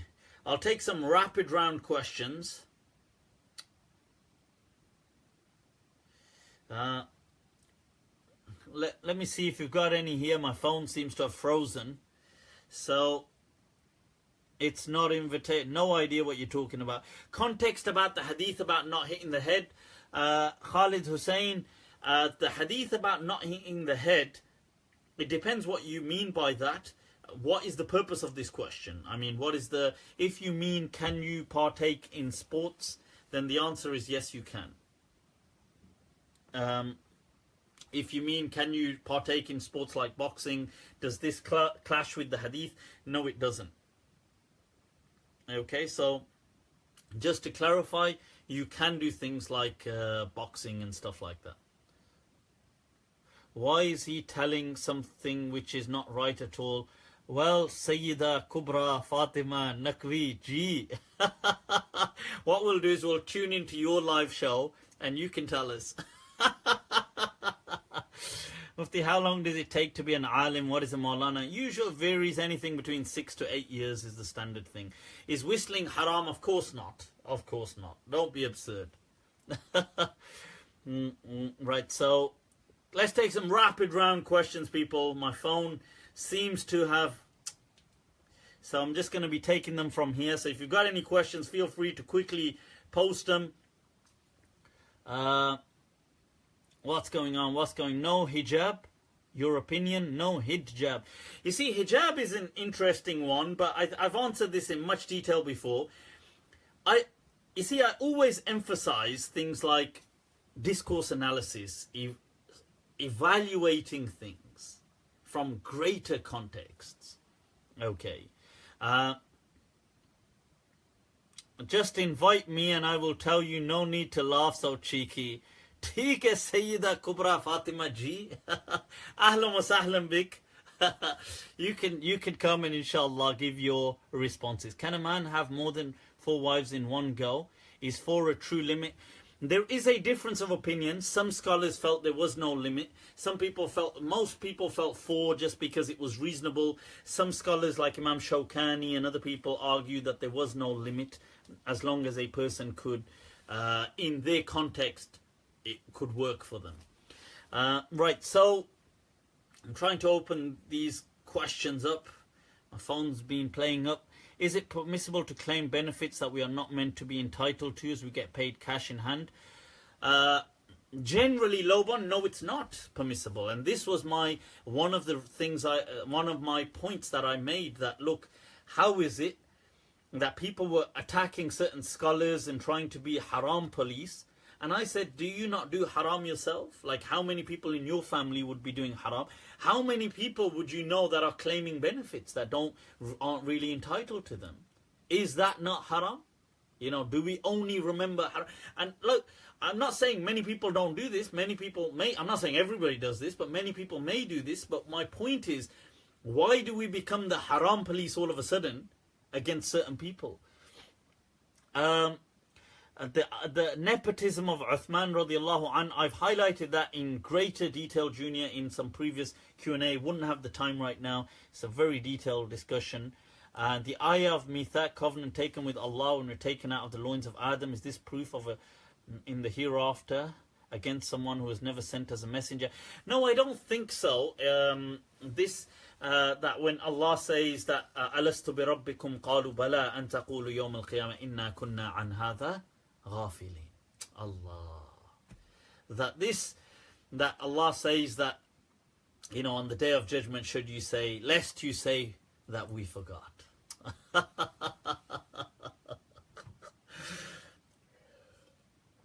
What's that poem? रोज कहता हूँ भूल जाऊंगा तुम्हें. रोज ये बात ही भूल जाता हूँ. This is the thing of I don't think that's a covenant against people. I think, look, we should understand that Allah is merciful. What He constantly reminds us everywhere is Bismillah ar-Rahman ar-Rahim. Ar-Rahman ar-Rahim. He could have said Ar-Rahman al-Karim. Could have said Ar-Rahman al-Aziz. He could have said Ar-Rahman. But repeated two hyperbolic kind of forms, exaggerative forms of exaggeration, which are different and both emphasize mercy and compassion. So, Ar-Rahman, Ar-Rahim. So this is why we should understand that Allah's not trying to trip people up. He's not trying to throw them into hell and stuff like this. So, focus on the positives. Focus on the positives, people. لا تشد الرحال إلا إلى ثلاثة. Yes, I mean this. You can travel to any mosque, that's fine. But the Prophet sallallahu alaihi wasallam was trying to advise that you don't need to seek pilgrimage, almost pilgrimage-like attempts, except to these 3. Okay. So people, why on earth are you chatting about biryani on my... Is the dream world more real than our waking state? Interesting question, Zain. Interesting question. I don't know if you've seen the article in The Independent yesterday. It was online about the world having a what they call a holography, like a holographic, what they're calling it, reality.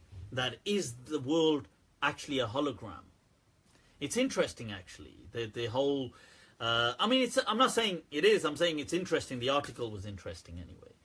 Where does Islam stand between historically absolute and modern relativist approaches in science and philosophy? Islam always stands as it has, that science and philosophy. Historically, they used to call science philosophy. So it wasn't. This was just a part of philosophy. Basically, understanding the world around you. That's all it meant.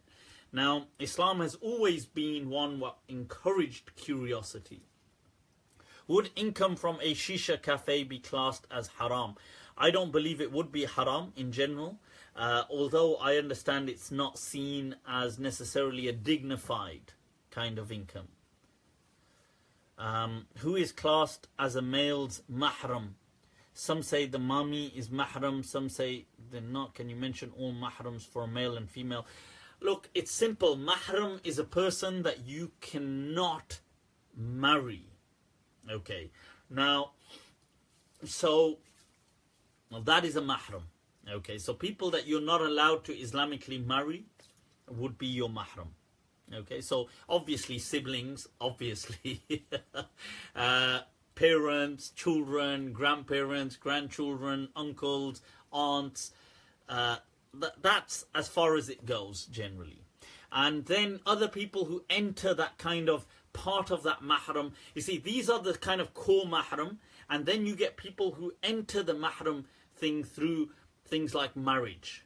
So once you marry your mother-in-law, your father-in-law, your, I don't know, how would you say, like your stepchild becomes a mahram, stuff like this. Okay. The womb, yeah, I know it's related to the word womb, but then it's taken on a kind of a theological meaning as well, a new meaning. Right, never thought about that, Muhammad. You should do Q&A on Islam channel. Thanks. I don't think Islam channel would. I mean, if they invite me, sure, absolutely. Nieces, nephews, yes, they are mahram. But Mufti, can you elaborate on Prophet and Zaynab's marriage and marriage between adopted sibling? I've answered this previously in much depth, that the Prophet did marry Zaynab. There was this taboo in the past, and the Prophet, it's a verse in the Quran that he was told to marry, but he married after Zayd had divorced her. Okay, so can I eat my baby's placenta? Not whilst it's inside your baby, I take it. Right, so let's move on. Right, people, instead of blocking haters, can you mute them? Yeah, I'll block them. There's no problem. I have no qualms in blocking people. I'll block people for a joke. If anybody thinks that, you know, if they troll me, I'll block them. I usually mock and block them. Right, so, okay. Do women have any way out of divorce if the husband won't grant her a divorce? Yes, of course. They can approach an Islamic council. The Islamic council should and must authorize a woman's divorce if she no longer wants to be in that relationship. That is her Islamic, God-given and fundamental human right. Okay. Can we eat lobsters and crabs? Yes, we can. Definitely, according to the school of Medina, you can eat all creatures of the sea, all creatures of the air, and almost all creatures on land, with the exception, the only thing haram according to the school of Medina, according to the popular understanding, is simply pig and animals which were sacrificed to other gods, or dead animals, as in they were already dead before. Obviously they're going to be dead once you're eating them, but otherwise all animals are almost halal according to the school of Medina, which includes things like tigers, lions, wolves, kangaroos, elephants. Not that we've eaten them. I did actually eat a crocodile burger. Alright. I really wanted to taste. I used to think, I wonder what a crocodile burger tastes like. And then I got to eat it. And it actually tastes okay, to be fair. It tastes quite crunchy. Right, so... Right, so is excessive gym and eating 6 times a day disliked? No, it isn't. Go for it. Don't worry about it, people. Right, I think we're going to call it a wrap. Any final questions? Can women wear perfume outside the house? Yes, they can. Alyssa, in my understanding, women can wear perfume outside the house. I think the difference was, you see, when the Prophet said that, it was to create a kind of modest, to promote modesty in a in a kind of setting, a particular setting. Just slightly digressing, I know according to the Maliki Madhhab, as I said, all amphibians are halal. So land animals that live in the sea as well are absolutely halal. Right, so coming back to this, now...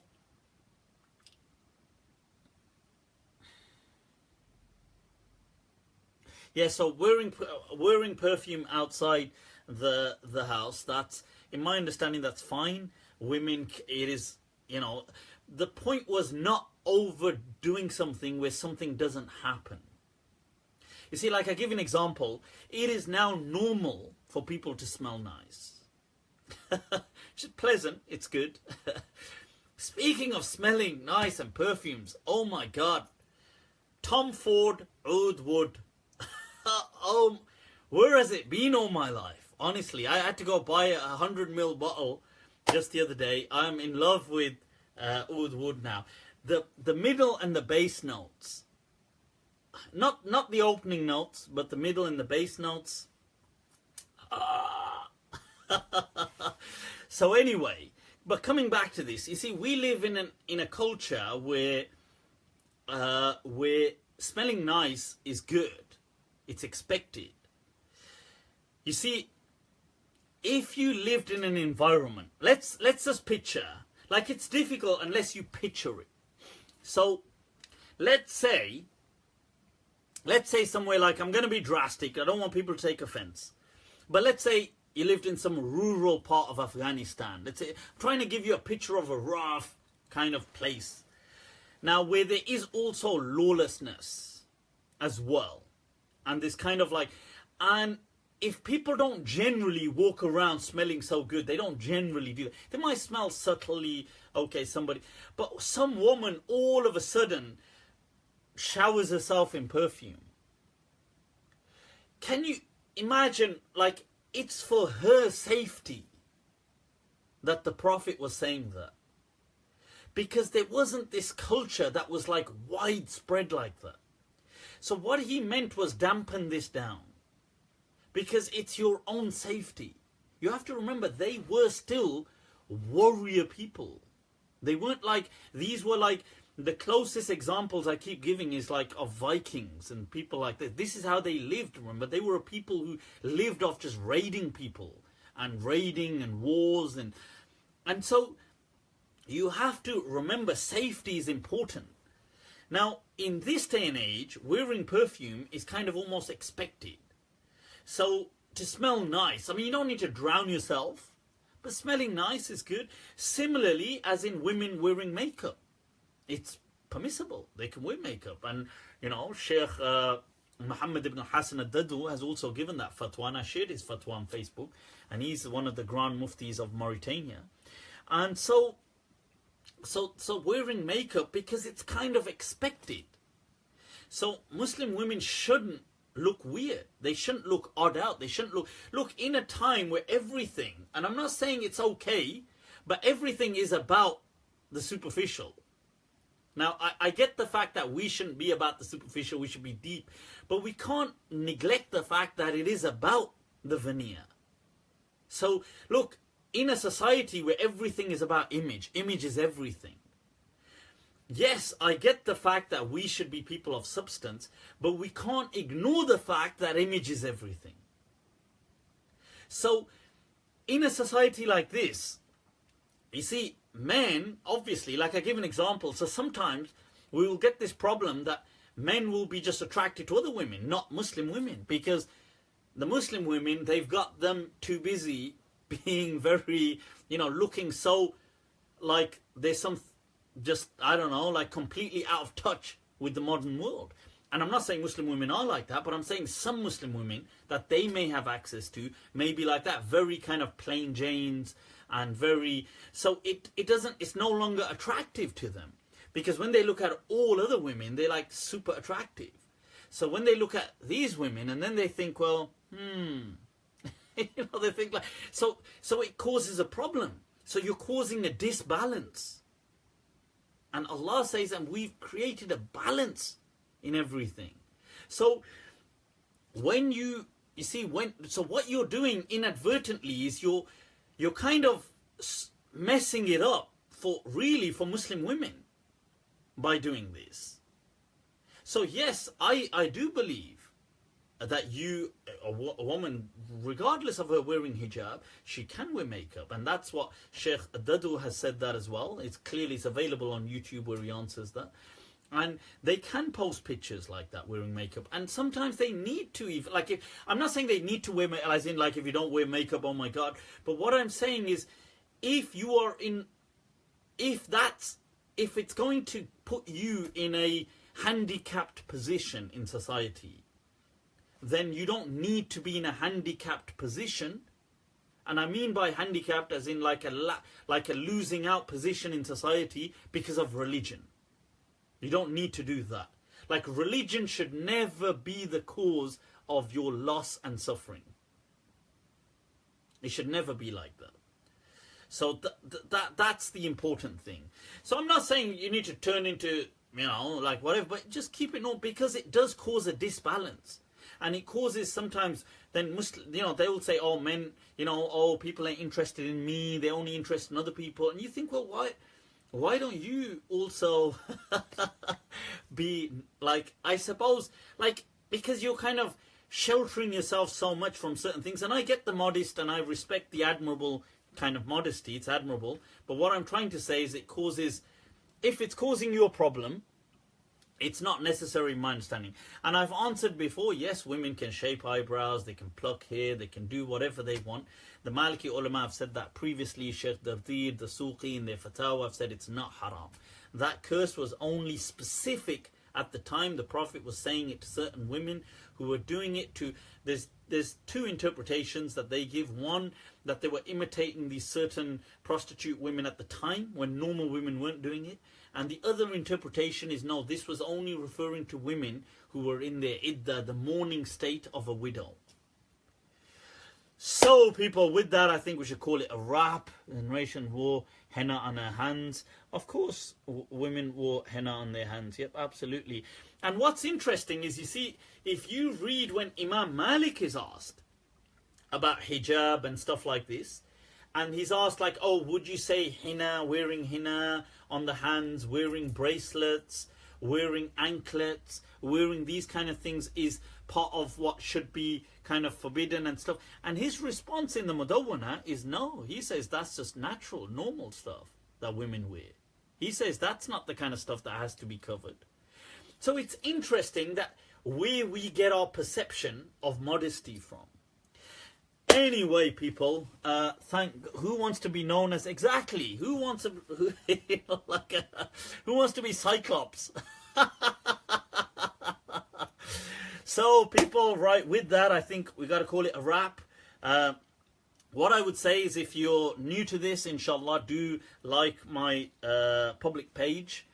Like it, inshallah, follow it. My private page as well, if you want, you can like and follow that as well. If you have any questions, reach out to me. You can message me. I will try to respond to you, inshallah, as soon as I can. I am also on Twitter and on Snapchat as Malm, MALM 2014. That's Malm 2014. You can add me. You can send me any questions. I do try to get back to people. Other than that, inshallah, that brings us to the end of today's session. So we'll conclude with the words that Subhanallah wa ta'ala amma yasifun, that, praise and glorified and transcendent be Allah, who is above that which they define him as. And wa afdalus salati was salam ala al-qa'il al-mamnoon, and the best of blessings and salutations upon the blessed messenger who said, Al-Madinatu khayrul lahum law kanu ya'lamun. Medina is better for them if but only they knew. So with that, people, take very good care of yourselves. Remember me in a kind dua, and I'll see you all next week. Till then, inshallah, ma'as salama wa salamu alaikum.